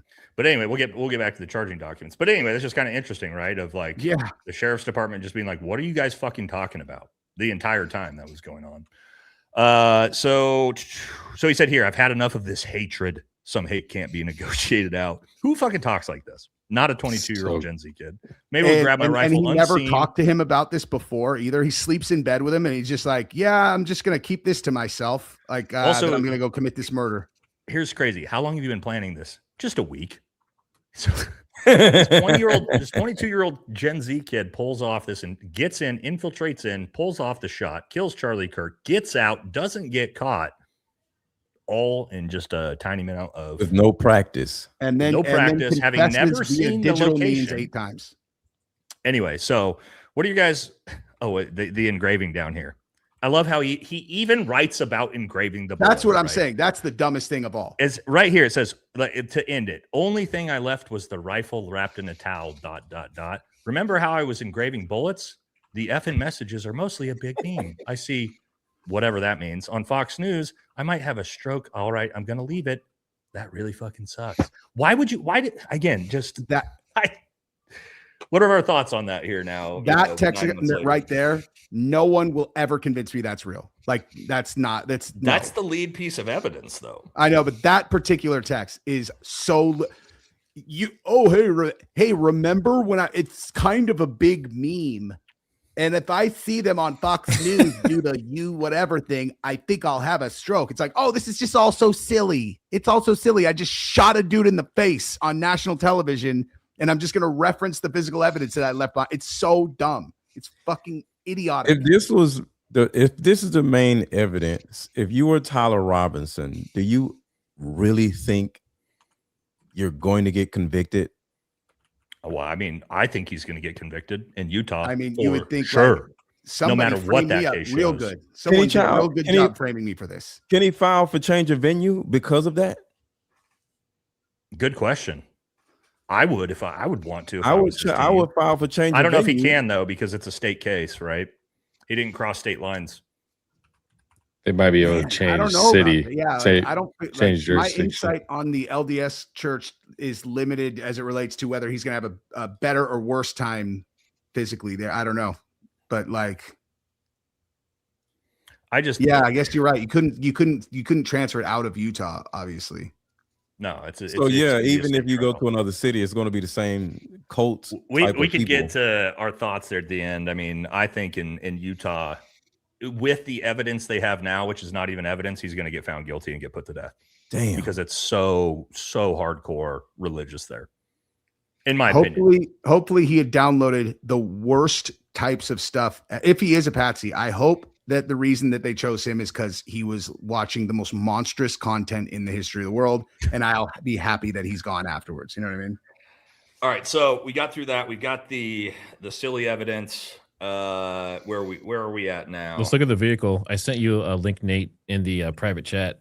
Those are from Daisy. That's the HD version of the images. Real quick, on the text messages, they've never really said where these texts came from. Actually, right? It's just that the feds have them. Right? Oh no, they did. They said that. Where did they said that? Then they interviewed Lance Twiggs. Lance Twiggs buckled under questioning. He told them about the note that Tyler had left him underneath that he destroyed, right? The keyboard. Oh, that's and then he gave them the text thread conversation. No. This is what we got to right before Matt. We'll get to that. I got it pulled up right before we get to the car. The Discord messages. I think this is huge. This is too. Darren and Turkey Tom uncovering that the Discord messages were put out after Tyler was already in custody with the sheriff's department. That has been proven, right? Through timestamps. Not debatable. So that tells us what it tells me is somebody who, like, I play video games as a hobby, not anymore, but as grown up, Discord is on my computer. That's what you use to talk to all your buddies while you're gaming. And if you were to come in my house and you got on my computer, you got on Discord, it stays logged in. You could jump in and you could start fucking texting. Well, who could have possibly been sending Discord messages admitting to the crime after Tyler Robinson was already apprehended? Could it have been the guy Lance Twiggs, his roommate boyfriend, who had access to his gaming PC. And he also could have texted all of that stuff to himself and then gone and deleted it in Tyler's phone while he was, or whatever, or he had a cloned version of it or whatever. Like, right? That's if all Lance is even a real person. I mean, I'm not joking about this is a friend of mine in Utah said he does not think that he's even a real person. He's like, I don't know anyone who knows the Lance guy. He's like, I know all these other people. Like I got connections all over. He's like, but no, I haven't talked to anyone who knows that kid Lance. And I'm like, seems weird. I don't know. Let's remember, like, ultimately, to get through the preliminary, they don't have to prove anything. They just have to say they have these. It's up to the defense. They have to prove probable cause. They still have to prove probable cause. Yeah, I mean, they're going to use whatever they say they have. Yeah, but I mean, they've got like the pictures of Tyler walking up to the roof with him running off the roof. To Danks's point, that's probably good enough for them to be like, all right, we could try to. Yeah, they're just going to say these are all the things, anything they can provide to get them through to say we think he's involved. They'll use it. So they're going to throw the book out. I mean, him confessing on his own Discord, even if they're going to be able to poke holes in whether he actually did it, is going to for sure be enough for them to do the trial, theoretically. Oh, yeah. Like it's his account. And then later in the trial, if the defense is good, they'll be able to say, not possible. This evidence is not possible, right? Because he wasn't. Yeah, I still can't believe that, to your guys' point, that they're allowing Lance to not show up for the preliminary trial, given the fact that he's the source on literally all of the key evidence. Everything. Yeah. And he's the most suspicious person. Yeah. And he's been given immunity. Well, and I heard he got kicked out of his family because he stabbed his family member. As far as was it Barron or Matt that was explaining he's only got immunity for the recordings. Yep. Those Barron that will be in the pre-trial. He doesn't have immunity for the actual trial, the actual trial. But I would be shocked, but I would not be shocked to see the prosecution try to give him full immunity in the actual trial. Question. This can make it to the Supreme Court and get out of Utah. True or false? The Supreme Court, as a civil case, it could. Yeah. Supreme Court will look at state cases? I think they would because of who died. I'm pretty sure it can. Look at Donald Trump just tried to get the E. Jean Carroll case. That's a private civil lawsuit that went to the Supreme Court. That the Supreme Court looked at it? They looked at the but then they turned it down. They said we're not taking the case, but it went to the Supreme Court and they turned it down last week. So, I would assume so. I would assume you could try to appeal it, but I think you have to go through this court first and then appeal. Oh, 100%. Yeah, I mean in an appeal, he'll be able to appeal. Yes, he'll be able to appeal. Yeah. Now, if it's like the Carmelo Anthony trial, they're going to try to appeal. They'll get it's going to get turned down, but he'll have the ability to appeal it. That doesn't mean anybody will take it. But I think they would take this one. I think they would have to take this one. We don't know what they're going to end up doing in trial once they likely get there. So, I mean, it's really hard to say for now. Yeah. What it says about the Supreme Court for this particular type of case is it says the Supreme Court can take on a state murder trial only if the case involves a specific unresolved question of federal law or U.S. Constitution. Which probably means that how Trump was trying to go at the E. Jean Carroll thing was some kind of thing about the president can't be blah, blah, blah, whatever. Yeah, some federal shit that he was trying to use to get them to take it on. And they were like, fuck you. That won't, there's nothing there. There's nothing there that'll make this a federal case. Damn. So he's not going to be able to appeal it then. Well, he might be able to appeal it, but not to the Supreme Court. Okay. Let's get to Matt just sent me these. Let's talk about the extra. This is evidence, right? The stuff like this is evidence. Now, whether they actually use it, that's going to be, let's pull it up here. The stuff and found inside. Those are courtesy of Researcher Daisy, by the way. So make sure we give her props. Researcher Daisy. Thank you. Let's zoom this in. This was found. This looks exactly like an explosive debris from something plastic, right? Yeah. Looks like a battery to me. Yeah, this looks like a charred explosive piece of a battery for sure. That was found in Tyler's, or no, excuse me, not Tyler, but that was found in the SUV that Charlie was put into, right? Mm-hmm. That's what they say. That's a picture of. Yeah. So what's the chance? What's the chance that this is related to something medical, Nate? Related to something medical? Yes. Like, let me really like look at it. Like, could that be? That to me looks like it could be a device that projected fake blood. But I'm biased on that. Or no, I'm looking at a device from a trauma medicine standpoint, Matt. No, there's nothing. I've never seen it. Is it for sure burned? Like, are those edges burned? Looks charred, yeah. It looks like it. This looks like explosive debris from something plastic or a battery, to Matt's point. That doesn't have anything to do with anything trauma related. Let's see, there's some other ones here, right? But it looks like there's blood on it, right? Oh, there's the SUV. Yeah, it does look like it is, yeah. Don't know what that some is. kind of fluid, yeah. Like among all those pictures, they're all, this guy slammed his car door into my door. This is where Charlie was seated, I'm assuming. Or dude, look at some crime scene photos of like someone transported a gunshot victim in the back of their car and compare the amount of blood there versus there. There's almost none, dude. It doesn't. There's little bits here and there, but like comparatively to, dude, I've dealt with arterial wounds before, and oh my god, dude, I don't think you guys can really apprehend how much blood there is. Danks knows. Danks has a story about like someone he saw someone lose blood that's similar. Everybody I've always heard people just so like you don't even like. I never thought that much blood was even inside of a human. No, that's not gauze, homie. That's a solid piece of it. That's a solid object. You can see like something is frayed up here, but it does look like blood on it. It looks like blood on it. Yeah. But that's not gauze. That's some type of hard piece of plastic or charred battery of some sort. How would should we say fluid instead of blood so we don't get our fluid taken down? Yeah. How would there be good call. Let's say that it was fluid. All right, here, this is a good one too. That, like, how would that be on that piece? You know what I mean? Like, because that was on his chest. But did he have a chest wound? Just what Baron showed. Just from what. So there's a little bit, right? A little bit of fluid, but I mean, nowhere near what you would expect from what we saw. Because look, there's none down here on the floors. There's none on the ground. Between little bit on the seats where he was. None. But I mean, he also had it all over his body already, right? And it was on the platform below him too. Yeah. Yep. So there's very little on his body either. Like he's got a white shirt on, and it's like, dude, there's not very much blood on him. At all. Fluid, Jesse. Fluid. Sorry. Mud. There's not very much mud on him. Not very much mud on him. But there's fluid on the security guards too when they're carrying him out. So there was some fluid. Dude. Sure. I've got that. Can we show that? Can we show the footage of him being carried? I wouldn't. Yeah. No, it's gotten demonetized. I have it. I get demonetized. Okay. Yeah. We won't mess with that then.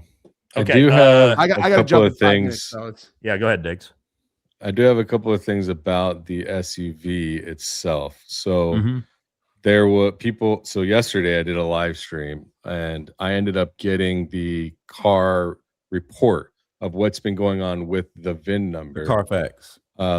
It's beyond a Carfax. It's called first I did VIN verified, which is something you would use for like Social Security and background checks, but you can run VIN numbers on them. I'm going to share my screen here. And I also have a picture from a source that sent me that works within a government agency. They ran the VIN number. So this is the VIN number of the vehicle. This is basically the same vehicle that they've been showing with the same VIN number. It's the same vehicle in general. You guys want to real quick, Danks, you want to hear something weird?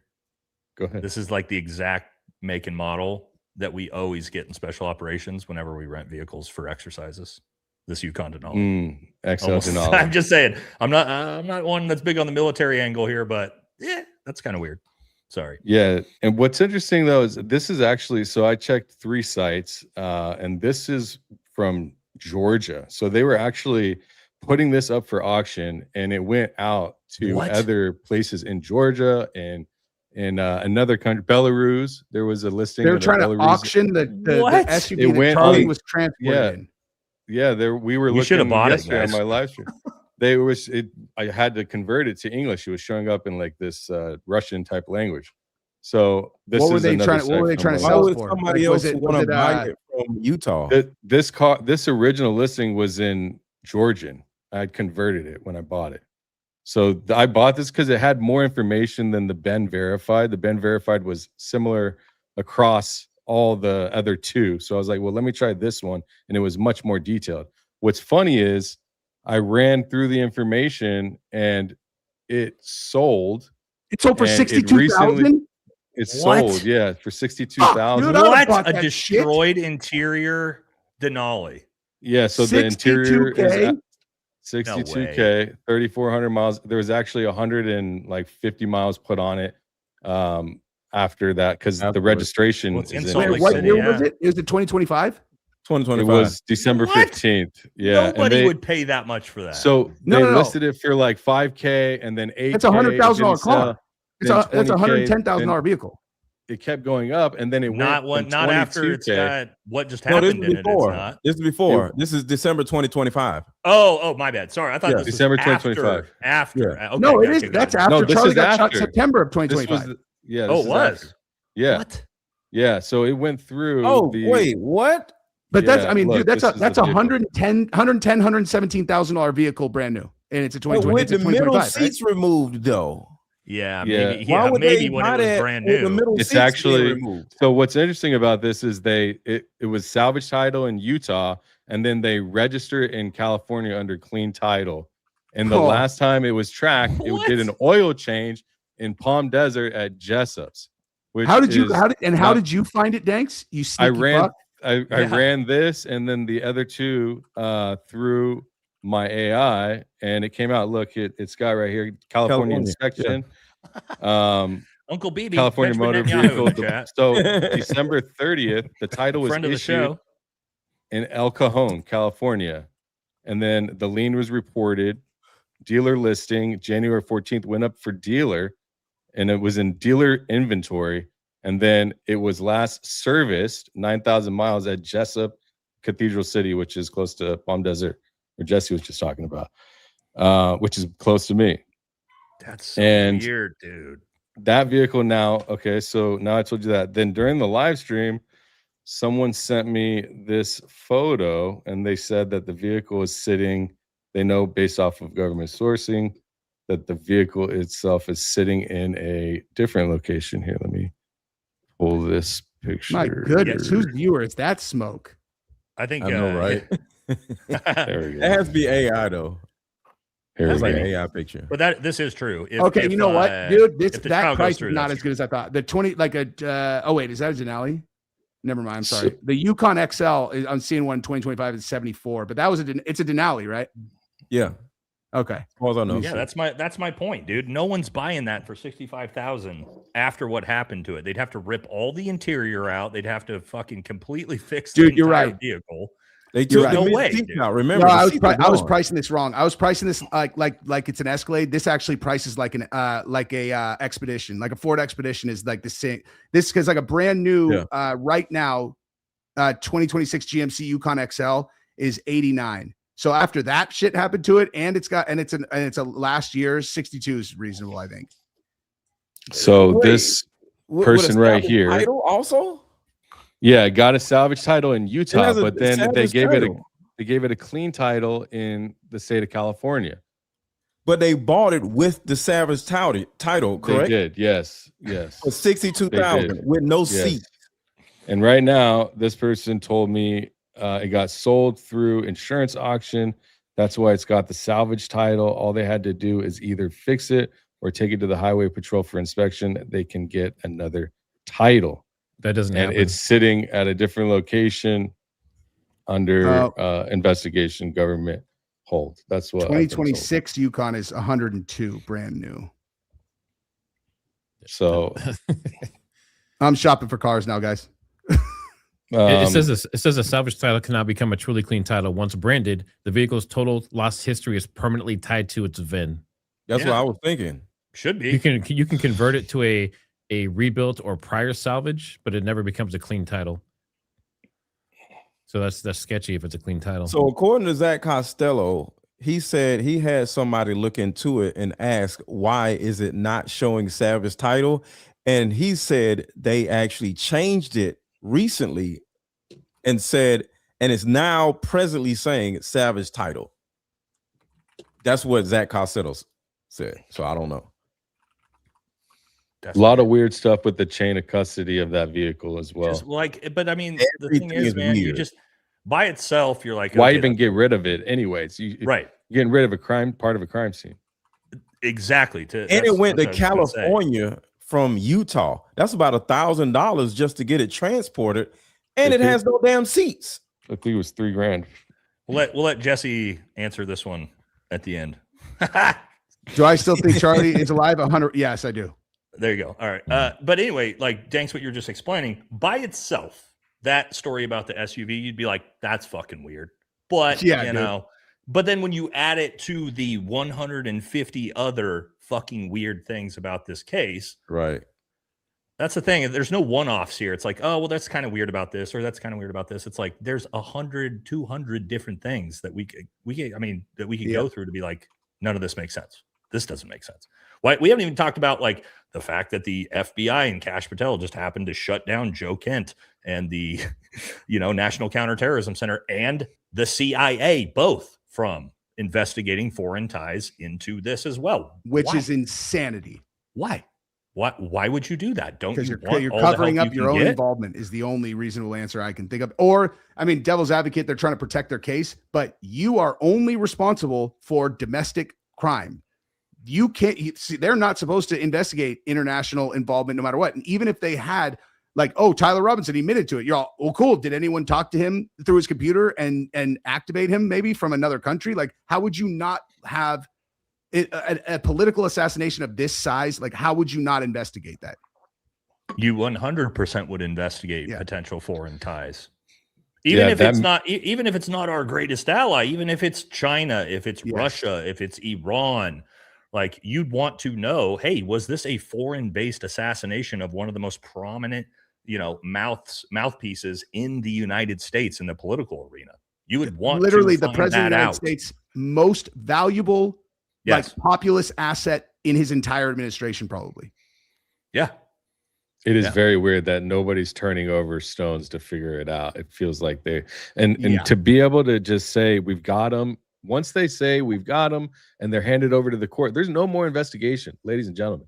There's no more investigation. That investigation's over. So whatever we're doing online, that's all that's left besides the court case. And what happens after court cases go unsolved? Almost nothing usually. Yep. Yeah. This is another one that's very important. You see people all the time be like, 140-meter shot. And I have shot people under duress. I probably shouldn't say that the way I said it.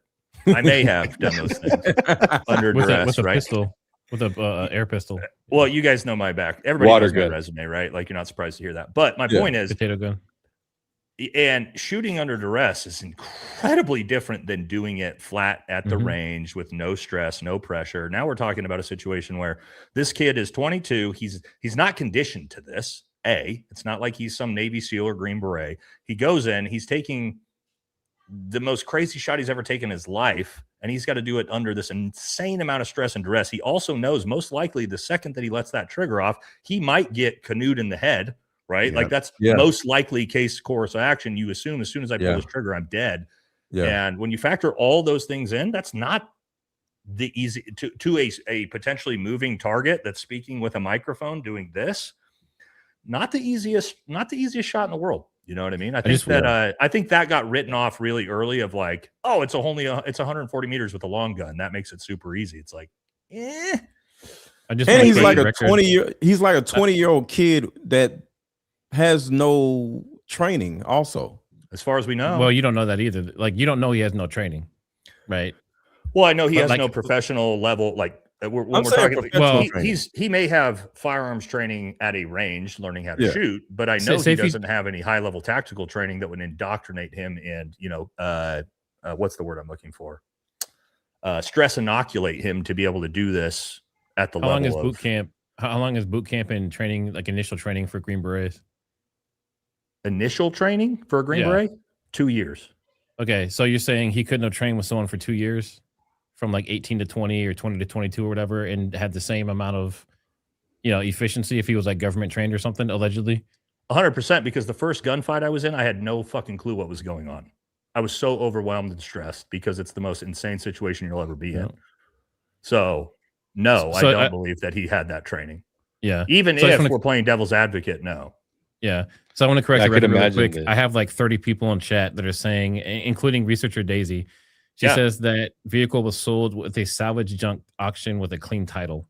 So the title was clean, according to several people. Okay, so hey guys, I gotta jump though. I gotta go. I gotta go. Yeah, buddy, you're good. Stuff. Happy 4th of July to everybody. Happy birthday to America. 250. All right, let's yeah, we're gonna probably, this has fucking been great. We should have left ourselves more time. Let's do it again for sure. Yeah. No, this has been good. We've gotten through most of the start to finish of everything that's happened. You know what I mean? Beyond this, we're starting to get into like different theories and things like that. Wrapping it up before we hit some super chats. I don't know whose or whose, but we'll try to like plow through those because I don't want to leave those unattended. What do we? Are you guys available tomorrow or Sunday for the part 2 before we go live on Monday for court? Yeah, we can do that. Yeah, we can do it. Yeah, I could do Sunday. For me. Sunday, yeah. Sunday's ideal for me too. Yeah, let's do that. Let's do that, guys. We'll so to the chat, we'll pause this discussion here because I mean we do have more to get through. I don't want before Monday, right? But this has been an awesome one. If you guys, I mean, I'm assuming we got super chats for everybody here. You guys want to just blow through the super chats and then that's cool. Yep, and call it good. I don't know whose or whose, so we're just run it. Everybody say part 2 in the chat if you want to see part 2. Part 2 in the chat. I think this is a good one. All right. BB's just a day. BB, no, I hate saying the last name on the channel. Just a day after Kirk died, said it wasn't us. Now, he said it the same day, didn't he? The same day, yeah. Yeah, I think he said it the same day. Is like the him and Victor Marks both said it almost at the same time. Consider sponsoring. BB he first showed his condolences, then he came right. Okay, that's right. He showed his condolences. Didn't he do it at the exact same minute timestamp as Trump? As Trump, yeah, like 1 minute away, something like that. 1 or 2 at the most. DNA depends on environment, and it was just an hour or 2 after the feds, not the bomb dogs found it. Bullocks. It's all BS. I don't know enough about DNA. You guys might know more. Yeah, that's correct. That. Like UV and stuff degrades it faster, but it can be out for years in perfect conditions. DNA evidence is not the end-all be-all. I know this is true in court cases. The proof of DNA evidence means nothing, and the lack of DNA evidence also means nothing. If you run DNA through a PCR machine long enough, you will get your man every time. That's a good point. What's a PCR machine? I'm assuming it runs at multiple cycles and looks for certain things, certain proteins and stuff as it goes through. And if you run it enough times, eventually it will have enough. It'll match your. Oh, okay. Just like the COVID stuff, the PCR test for COVID. Yeah. Okay. Backpack like a GTA inventory spot. No clear videos or photos of Tyler in 4K at UVU. No, we got what we got so far. Yeah. Right, guys. So is there? I mean, I'm hoping we got a video of him being in a car also, but it's not in 4K. It's not clear. We should expect. There's no evidence. I don't even think he was there on property. I could be wrong. Maybe he was, but I think a lot of people are moving towards. I don't think he was on a roof. At least someone was on the roof. The fiddler. We don't know that necessarily that's him. I don't think that it looks like AI of a person on the roof, though. That's true. That's actually true. We don't know what they're going to show from his phone, so we got to just wait, see what the prosecution puts up, I guess. Yeah. Jesse, sorry, guys. Jesse's out of here. Scope looks like it was set here sideways. Yeah, the scope's pretty fucked up. Jan says, Nate, I don't know how you feel about Candace Owens. I think Candace is great, but she's very thorough with her investigations. You should check her investigation on this. Well, I mean, I've been following it for the last 9 months, so I think everybody likes Candace here. So in our group, at least, I'm not going to. I don't want to I don't want to speak for you guys, but I fuck with Candace. I love Candace. Yeah, shout out to Candace, man. She's doing Candace good work. When she was in a relationship space. So yeah, I love Candace. Charlie Kirk is JD Vance. You know, I was saying it's like out of all the people that know Charlie, she's the only one that really seems to give a fuck. It's crazy. That really cares. Yeah. It's kind of sad, bro. Isn't that like make you kind of like make your skin crawl a little bit when you see all of his friends that were just immediately like, yep, this is the truth. Don't ask any goddamn questions. Shut your mouth. And you're because just like, Charlie, to a certain degree, in their minds, denied them of an opportunity to make more money or get more money because Charlie Kirk started going against the grain. So there may be a certain amount of resentment towards Charlie from the friends, because just imagine if somebody was about to like pay all of us a whole bunch of money and one of us was like, you know what? I don't like this. I have a moral obligation. And then that person was to get, took out of here.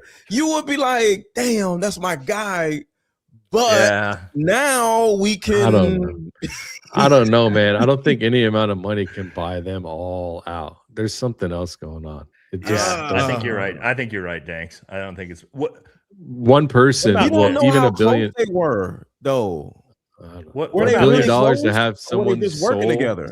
Some people won't trade souls for money, bro. They won't. Yeah. And that's the reason why I personally see why Candace is the way she is versus the other people. I don't think they were really close to Charlie like that. They were just coworkers. Some of them, yeah, for sure. I think a lot of these influencers that say they were so close to Charlie were probably like, I think they were just coworkers, connected through social media and things like that. And because Charlie now is like, oh, Charlie was my best friend in order to get views. Yeah. Hey, just real quick, I just want to say something really quick. I know we're doing supers and everything, but I just want to say this. There are so many people that have been involved in research and sharing information behind the scenes and digging into everything everywhere. People you will never see. Yeah. Maybe they don't want to be seen, but a lot of people that started to come to light. You know, you have like M and Researcher Daisy and all these people, Alley Top Files. There's like 50 different people. I can't name them all. But that's when I said, like, thanks to everyone who's been looking into this. Yeah. And whatever the end result is, that hard work and everything is appreciated in the community. So much, Matt. And to your point, I mean, from all the different people that have done ballistics testing, all the different people that have dug into the court side of things, it's almost like everything the FBI should have been doing. Yes. And imagine that. What's crazy is I would hope that the defense would review, but it's like they already got hello terabytes or whatever, 200 to study over there. It's like now they're gonna study all of us. I don't know, man. I hope they come to some conclusion, but it's gonna be I don't know, man. I'm very interested to see what happens. This evidence is going to be interesting. Bobby says, wouldn't the photo of the weapon also include the towel they found in it? You would expect they wouldn't fuck with the evidence and take it out of the towel. They would have opened the towel and taken a picture of it. But that's what I was thinking with the towel. Like, what's up with the towel? I don't know, but that's what we were told. He tells Lover Lance that reckons his granddad's gun does pretty good, meaning the first time shooting this particular rifle. Another point. No practice because he had to steal the rifle. No, from what I've heard, though, that's actually something we were misled on. He did not steal it from Grandpappy's basement. It was actually gifted to him by his father. Yep, which would make sense. The rifle that's like my 230-06s were gifted to me by my dad, and they used to be my grandpa's rifles. Right, they get passed down through the family to usually the oldest son is typically how that works. So that's as far as I know, right? Like that was gifted. I'm pretty sure we've learned that was not stolen from Grandpappy. But again, fucking who knows? I'm pretty sure. Yeah, it's like a family gun. I thought. Yeah, heirloom or like heirloom type gun that was passed down. Like passed down, but it was held at a place where they could all get it if they want. Which could also explain multiple DNA as well. And now I don't know. Actually, I don't know if it was at Tyler and Lance's. Yeah, we don't. Yeah. Not sure where it was, but that's as far as I understand. He didn't go to his grandpa's house and steal it out of the basement. Tyler's text: Grandpa wants to know who has what. The feds released a photo of the rifle. It's very unique. Again, as far as we know, and according to Barron, right, that his parents did not turn him in. Don't his parents also believe he's innocent? Yes, that's what we've heard recently. It just came out and said that. Project Constitution said that. All right. Joe says exactly 100. The kid would have screwed up zeroing during assembly. It won't work as required. Just saying this ain't the weapon. I mean, Matt, have you ever slapped a scope on a rifle and tried to shoot it without zeroing it at all? Never. I mean, you've definitely right. You've tried it before, right? Well, I mean, when you zero it, you are shooting it unzeroed. Right. So technically, yes. And how often is it like? Sometimes it's like 8. Sometimes it's not on paper.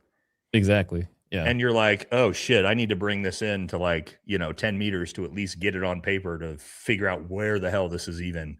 Now you back that up to 140 meters on a rifle that's potentially not zeroed at all. That shot could have been 10 feet off. Yeah. You know what I mean? Yeah. I mean, there's people that miss at 100 because most people, they'll zero at 100 yards with most rifles, most hunting rifles. That's what I mean. You got to go up to 25 and do like a 100 meter, a simplified 100 meter zero because you can't even hit the paper from there because it's not sighted yet. 100%. Charlie Kirk, we got this already. Yeah, you didn't see that one already. I think the funnier one is JD Vance and Erika Kirk being Michael Aquino's kid. Have you seen that? Yeah, one? Michael Aquino's kid. Yeah. They actually there's evidence. They have the same face. Exactly the same. They look exactly the same. Yeah. I was talking about JD Vance looking like Michael Aquino like 5 months ago as a joke on my show when I was talking about Michael because he was a Green Beret, right? So I'm like, this fucking weird. And then I was like, God, he looks exactly like JD Vance. Yeah. But anyway, so I was gonna just ask you guys this, and this is why this is cool. How would Charlie Kirk act based on today? Do we know he wouldn't have supported Tucker and Candace? I was literally going to ask you guys, do you think, let's say Charlie was still alive, and we've seen this massive split based off the Epstein files and around more, would Charlie have been a Thomas Massey style dissenter like the rest of us, or would he have cucked for the administration? He would have cucked. You think he would have cucked. I think because he was against a lot of stuff Trump did, and he still said, you know what, I back Trump. I'm a Trump. He still guy. loved Trump. I agree. He loved Trump. He just I hate to say that. I hate to say that because I wish he would have been a Tucker or Candace style, but I don't think he would have. Yeah. I don't know. With the people around him, I don't think he can. For Trump. It was me. I confessed. He's a 458 Win Mag with a 100-grain bullet made out of dry ice. Yeah, I mean that might have left. That might have been the correct wound. I researched. There was over 100 people that confessed to the shooting of Charlie. Oh, really? Wait, what? Yeah, that happened. What do you mean? Cases. Yeah, that's pretty common in high-profile murders. Very common. It is. Yeah. Why? They want to be famous. Yeah, they want to be famous, or just three hots in a car. I don't know. Yep.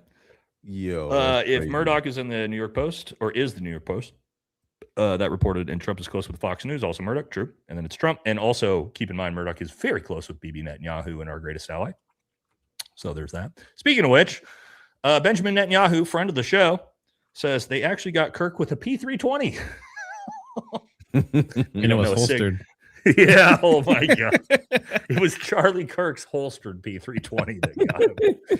That's a good sick joke. Thanks, guys, for all the updates and the work you do. Hey, Jesse. Well, Jesse's gone, but he'd appreciate it.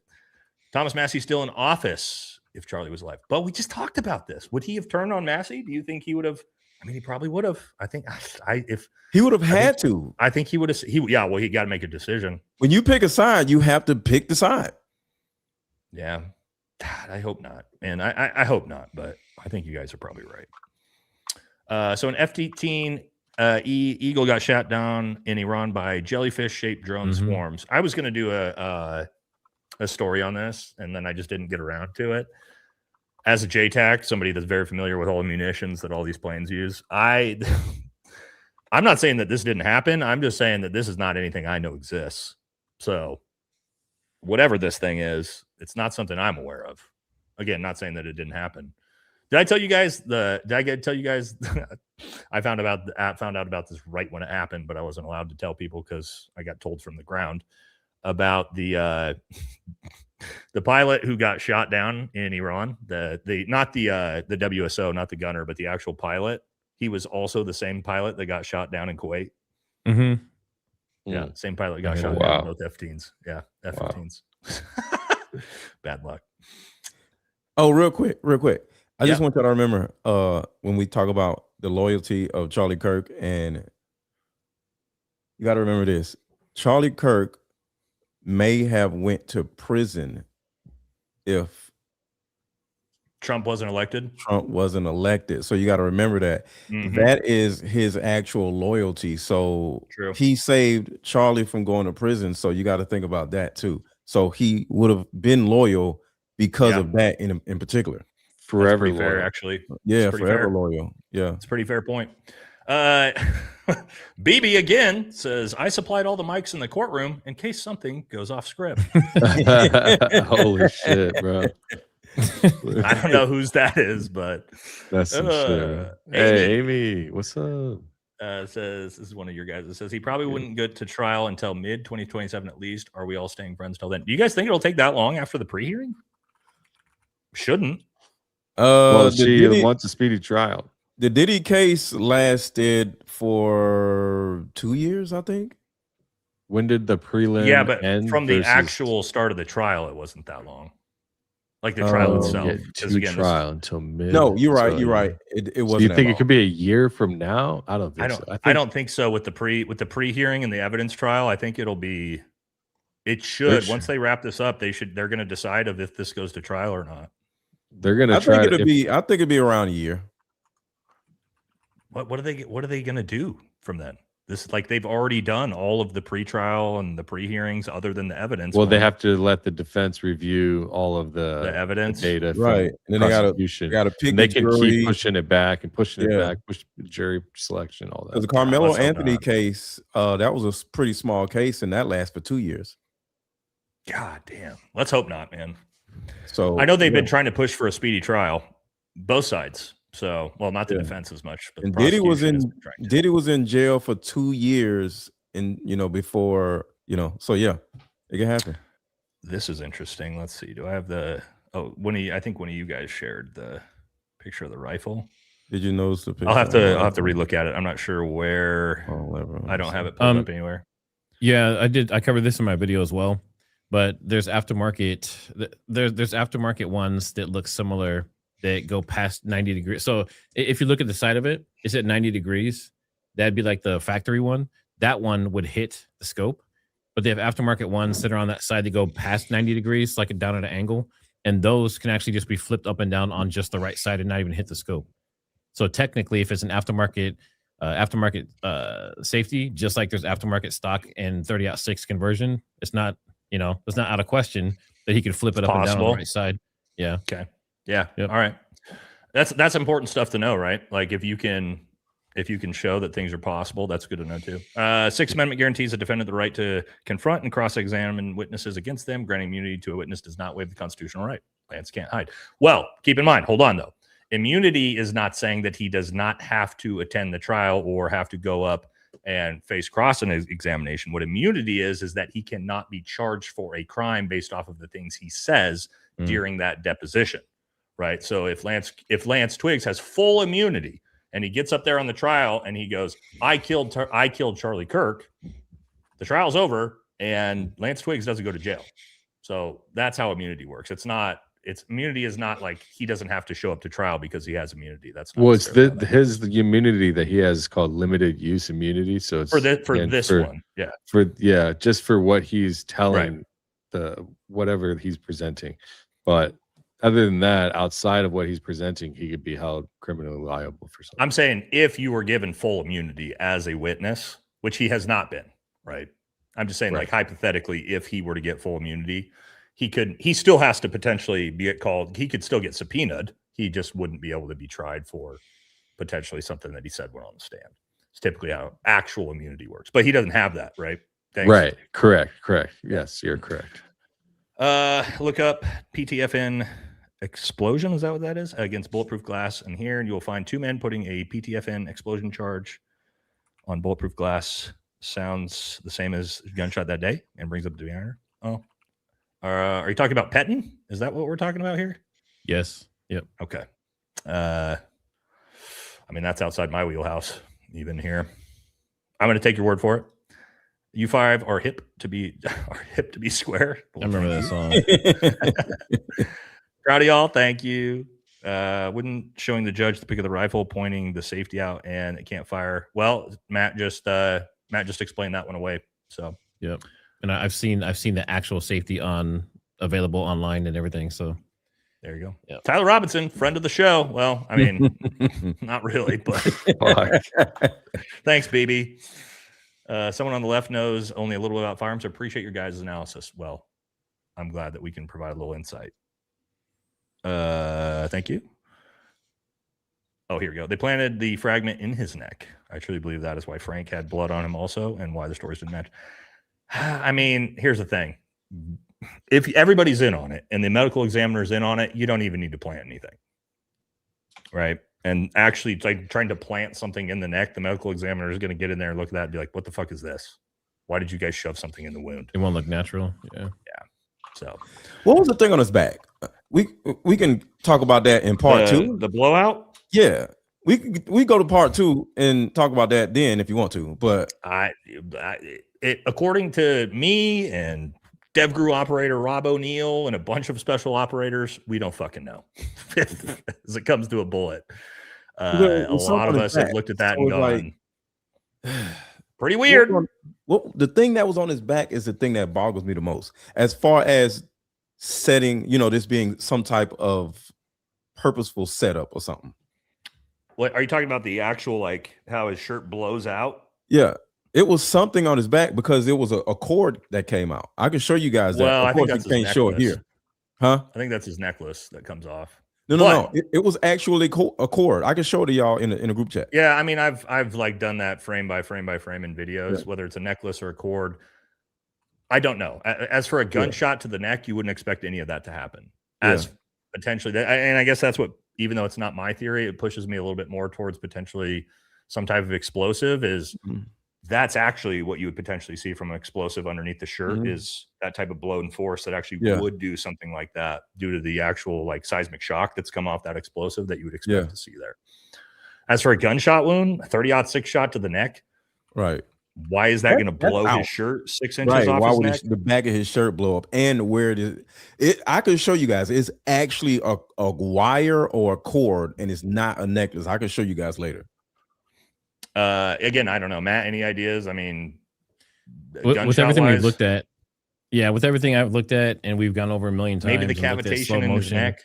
Yeah. So the thing going on the back, some people think it's cavitation, but typically the cavitation goes perpendicular to the direction of the bullet. Yep. So you would expect to expect to go up and down, not to the sides. That kind of stuff, would be this way. Yeah. Yep. So that's weird. And then if it was, an event in the front from the road mic, you would typically expect anything to blow out the back unless it was like a piece of shrapnel or something. And why would it curve around the soft shirt and then hit the back? You know what I mean? Like it makes no sense. Yeah, it's very strange. And what's so crazy? It looks pointy. It looks pointy too. You know what I mean? It's like it's what's so crazy about that. I was actually going back through my stuff, looking for stuff for this episode, and I came across me and Gary's episode like 4 days after the shooting where we sat down, went over this, and we were trying to figure it out. And we were looking at the shirt, right? The shirt fucking raising up bizarrely, the blowout in the back. And that's why we were both like, is it body armor? Like, what the hell is going on here? Because this is not normal. And that was before, this was before like controversies, like everything, right? When we're just looking at this completely vanilla, everybody was just like, none of this makes sense for a gunshot, That was well before anybody even had mentioned explosives. So we did this one already. I don't understand the engraving. Why are we engraving bullets, guys? Is this like it seems like every every trans crime has engraved bullets. Yeah. Engraves bullets. Is this like I don't think he was shot, so the whole bullet thing to me is null and void. So the engraving of the bullet actually just makes it look like he was shot and he wasn't shot. All right, I got to start blowing through these. I got about 17 minutes to get to the rodeo. All right, how can we believe the government? The medical examiner could have been paid off. Sorry, I don't believe anything they put out. I don't believe the government on anything. I worked for the government for a long time, so I don't know what your guys' thoughts, but I'm right there with you. Seems that the rifle was fired. The dogs would have found it. Yes, they would have. I can tell you, having worked very closely with bomb dogs and Army Special Forces on every combat operation I've ever been on, they are incredible. And yes, they didn't allow the dogs on the site though. The FBI did, or excuse me, did? The sheriff's department, not on site. The sheriff's department used them to try to find the rifle in the surrounding area, but could not find it near the tent. No, well, they weren't. They weren't I'm just looking saying, for like the rifle explosives intent. or whatever. Okay, gotcha.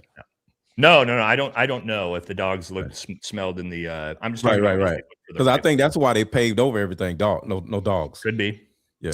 There's no reason why they should have done it. Came out from the governor and the FBI office that it all needs to be done. This is the talking about paving over. They had to dig the ground away to hide fake blood and make sure there wasn't any gunpowder residue on the soil. Or if this was like some type of explosive, maybe. Dude had to call in friends to make it happen. Yeah, I mean, I think paving over, I don't know what you guys think, but I think paving over the area makes way more sense if there was some type of explosive that went off. Yeah. Or as like why you would need to. Could the defense FOIA paver permits? The defense could FOIA anything they want, right, in a murder trial. So they absolutely could.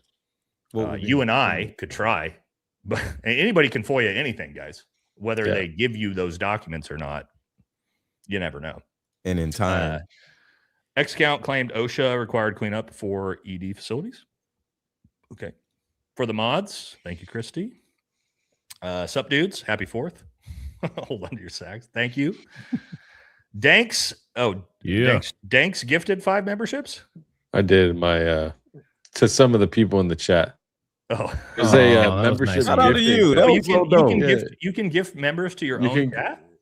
Yeah, dope. Actually, they give us. Shit, I didn't even know they you give could us do that. Some free ones every month. I have like 10 saved up. Yeah. I wonder how many I have. Click in your. If you go in your studio right now, you should be able to get some memberships. But you got to go in the actual live studio on YouTube. That's where I'm at.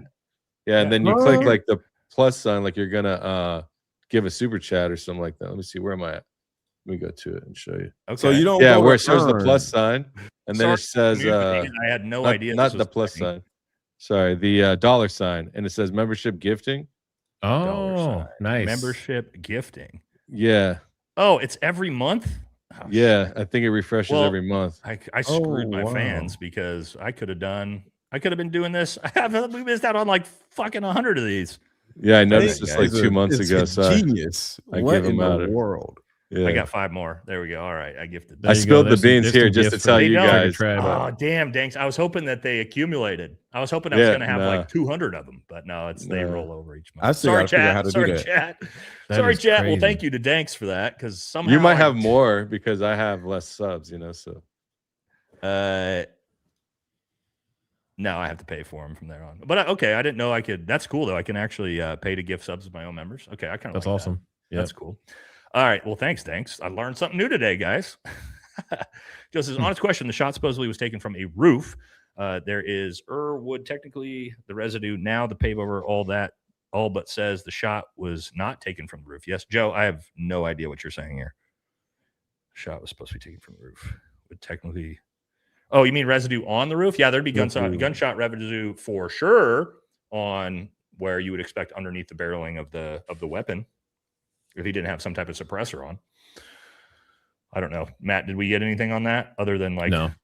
Yeah, I didn't hear anything about that. The paving over is an issue. They're moving the dirt by someone other than the guy doing the paving is my concern. Yes, agreed. Mm-hmm. Do we have any proof Lance and Tyler were actually dating? And where's the proof? He was trans. Pic seems like 10 years old. The Turkey Tom video, I think, is worth a watch if you haven't watched it. You guys watch that?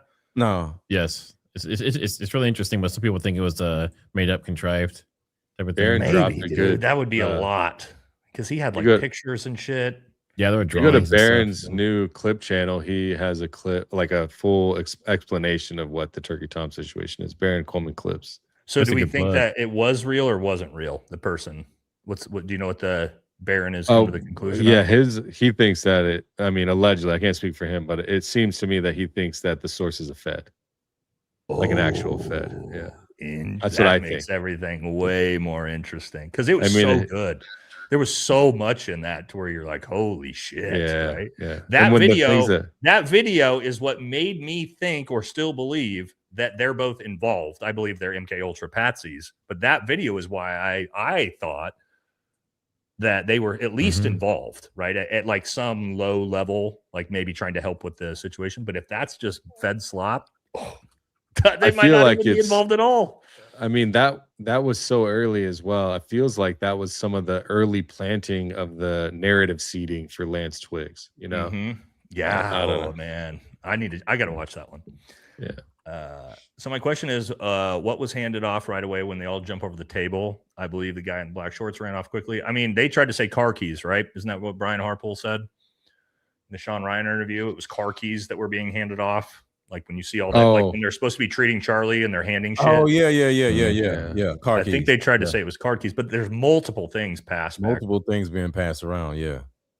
So that's what they said. Gonna know that. Jesse. Well, Jesse's not here. You need to about Erika Kirk. I'll text him. I'll text him and let him know that you Snake Eyes. I'll let him know that you're trying to get a hold of him. Is an explosive Mossad pager? Well, I mean, not a pager, but a road knife. You believe Trump got gifted a gold pager? How crazy! That's so. I can't believe they did that. Isn't that crazy? And he loves it too. I mean, I don't think he gets it. I don't think he actually even gets the threat. Oh, you don't? I mean? Really? Interesting. I mean, who knows, dude? Like, I think he might just think it's like a fun gold pager. Look how cool this gold pager is, you know? He's old. Like, he would have used a pager back in the day. Question: when they brought in dogs to look for a weapon after when they found the weapon, were the dogs previously in that same area? That's all these dogs do. Yeah, I mean, according to what we know, I can't confirm it. According to Candace, that's what the reporting says. And if you know, from my source in the sheriff's department, they did see that they did sweep the area with dogs. He told me the same thing. So not near pictures of it. Yeah, he didn't tell me that they like couldn't find the rifle or anything like that, but he said they were searching the area with dogs. So I know they were. Now, as for what the dogs did or did not find, that's Candace's story. Oh, we're cooking. I'm almost there.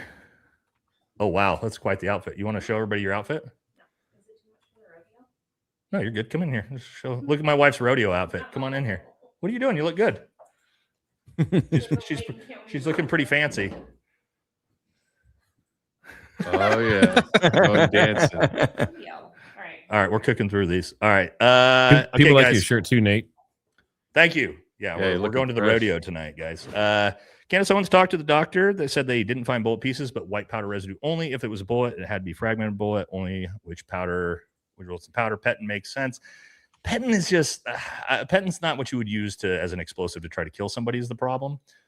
Like you're not going to put Petin in a pager and like you're not going to see a directional blast that is pushing a fragment into his neck from some type of Petin explosive. Petin's just going to blow up this way, right? So I'm not sure about Petin. You know, I do like the shape charge, the John Brate shape charge theory, I think is the one that I'm most intrigued by as for like that works with the wounds and everything. But as for an actual explosive, you can't just put Petin in a pager and think that you're going to get that type of wound. That's not going to happen. The directional shape charge without anything is most convincing to me, I think. Yep. Yeah. And I mean, that's it's an EFP, very common IED, large scale IED that we saw in Iraq. So you would just shrink that down a miniature size and you would have the same effect. And I mean, again, I did the episode with Matt and John Bray and was very intrigued by John's theory. I think it's the theory I'm most like lean towards outside of like a regular gunshot, in my opinion. I don't know where you guys are at, but I mean, isn't that crazy? You can literally kill someone with just pressure and air, and it's just so wild, man. Yeah, you can blow through a Bradley tank, dude. Yeah, like straight through, like it's magma. Like, jeez, that's like there's an actual air gun. Oh, that's on the market. It's a real thing, dude. It's crazy. Those things go straight through tanks. It was like the nastiest IED in Iraq. James says, I want to know what inspired him to talk to his parents to turn himself in. This is not true as far as I understand. True. What made him realize he was being set up and the new info, and the family says he didn't confess. He did it on 9/11 before media images. According to Barron and new sources that I saw you guys talking about, as far as we know, the family didn't turn him in. No. And in fact, you know how we know the family didn't turn? I forgot about this. This was months ago. You know how we know the family didn't turn it in? Because the Utah head sheriff, came out in a press conference like 5 months ago, and literally said the parents didn't turn him in. It was his friend, the former sheriff, that recognized Tyler Robinson because he used to be not a Boy Scout leader, but like a church group leader or some sort. And he recognized Tyler from that. And he went over to the house to convince the family and convince Tyler to turn him in. That was the same sheriff that resigned an hour after the ATF report came out. You guys know about that? Mm-mm. You guys don't know about that? Yeah. That's like one of the craziest parts of this entire story. Hold on, repeat it again. The Utah County Sheriff, the head sheriff, who came out and said he was like one of the main sheriffs on the case. Yeah, he was one of the ones at the press conference 6 months. Short bald head guy or the guy with the hat on? Bald head guy. Gotcha. Came out and said that it wasn't Tyler Robinson's family that turned him in. It was another sheriff that had retired that he had worked with. It was like a friend of the family that they trusted, and they brought because him. He was like a church group leader for pastor Tyler or something. A pastor, and he recognized Tyler, and he went over to the house and convinced Tyler to turn himself in. Otherwise, the SWAT team was going to show up and kill him. Right? Yeah, it was the safest option. He said that at a press conference, and that is the same sheriff who resigned from the sheriff's department 1 hour after the ATF report came out. That said that the bullet couldn't conclusively. And people were like, and I pressed, when I debated Gary about this on Alex Jones, I asked him about that. I'm like, don't you think that's weird? And he was like, well, no, that's just a coincidence. Like, well, it might Everything is a coincidence, right? But it's a pretty bizarre coincidence that 1 hour after that report came out, he was like, nah, dude, I'm out. I'm fucking out, boys. I'm done, so sheriff. That's true. That happened, right? I mean, you can fact check that. Yeah, no, you're right. I did a whole video on it when that came out. What were you looking at, Nate? Like 5 minutes? Yeah, probably about 5 minutes. We got to blow through these guys. We're just going to hit big ones from now. Sorry to everybody. Phil Oregonian moved to Florida 5 years ago. Let's look into the trans thing. Not even sure. Too much of the T word on this one. We got to hit these ones. I don't know who this is for. Omarosa. I don't remember this one. Maybe for one of you guys. The odds of being shot by a T shooter at the exact moment Charlie was answering a question about two shootings is essentially zero. Just Mossad inventing jokes to make another Mossad laugh. Yes, it's pretty coincidental, right? Like, isn't that one? And the fact that he was shot in the throat. I know that was like all that at the very beginning. It was just kind of, or maybe not shot in the throat, but the wound was to the throat. It's pretty weird. I think the throat part was inadvertent. I think something went wrong. But Oma Musa, I'm not sure who that was to, but thank you very much for the generosity. Draw Latina, this is for one of you guys too, says kudos to Mr. Let Go. I'm assuming it's for you, whom I remember was into some sort of the under the t-shirt explosion from the first week. Mm-hmm. Wow, it was the air actuated pellet discharger. I was thinking it was an air pellet or something. There you go. Tungsten iridium carbon alloy weighted 2.25 to 2.5 grams, giving a mass comparable to the standard 22 bullet. Its density launched at subsonic speeds will penetrate, but loses kinetic energy to exit. Now, I think that's too big of an entrance wound for a 22 caliber round myself, from what I've seen, but who knows? Right. That looks like too big of an entrance wound for a 30-06. I mean, it does look like too big of an entrance wound for a 30-06. So yeah, that's a big problem, right? If this is the entrance wound, that's not going to be a 22. You'd basically not even be able to see the entrance wound of a 22 almost on camera from that far away. It'd be very, very hard to see. Again, we'll get these as we're talking. How in the world did we end up with a cross-eyed free shooter and a matching cross-eyed FBI director to go with him? That's super funny, actually. That's funny. Cash Patel, friend of the channel. Yeah. It's a good-looking group of dedicated people. Thank you for all the you have done. Can't stop, won't stop. Thank you, Danielle. Appreciate you. We all know exactly what that is. I'm not sure what we're talking about here, Ryan. Thank you, though. I'll get back to a few of these. That SUV was purchased as a trophy. That's a thought. Did they know, though? Did they know that's what they were buying? Yeah, they were from California. Thanks. Did they know that they were buying that vehicle based off of what you could tell from the reporting? I think that the pricing speaks for it. That I think you're like, why is this Yukon Denali and the distance? Yeah, they already tried to sell it for less than 10 grand twice. Then over 20 grand twice, and then it just jumped up to 49. What? And then it bid it up all the way to 62. So it was That's crazy. Ooh. I can send you the file. Yes, please. That's crazy. Yeah, I got you. Oh, that just makes things creepier. All right, Kevin with a big donation. Thank you. I can see mid Jeet corn on your glasses, Jesse. I think this is wait, Jesse. What? Do you thing short king? Oh, Jesse getting called a short king. He's not gonna like that. Jesse's not that short, guys. Jesus. He might be the shortest one here, though. Brittany, thank you for the big donation. Says, I'll be in court Monday. This is going to be fun. I don't know how they get a conviction on this kid. Are you going to be at the trial? Is that what you're saying? Let's completely set up. Maybe I should loan the judge my Mauser and see how fast he can break it down. And it feels down a pound. Like, that's going to be crazy. If you're going to be in the trial, let me know. Reach out to me. There's a lot of people that are going to be there. I have heard a few people. God, we should have done it. We should have gone there, dude. What were we thinking? Kind of both. Well, the court case, we plenty of time if they go. To the actual trial. Yeah, we should do that for the unless it gets to some crazy scenario. If it's important enough, maybe last minute trip. Insurance adjuster. Yes, you can take a salvage title in one state and get a clear title in another state. Here we go. It's done frequently. You can also take two vehicles, make one out of it in a rebuilt title, and then it get cleared in another state. Oh, I think it was under a rebuilt title. So there you go. I'm not sure. I'll share the file with these guys. All right, we'll check that out on the next one. Draw Latina again, big $50 donation. I think this was for Mr. Let Go last time. I said, I am so thrilled that the five of you guys came together for this episode. It's nice to see the collaboration amongst smaller channels. Each of you has been given so much knowledge and important attention to this case with much gratitude. Oh yeah, guys. Also, I should have said this at the beginning.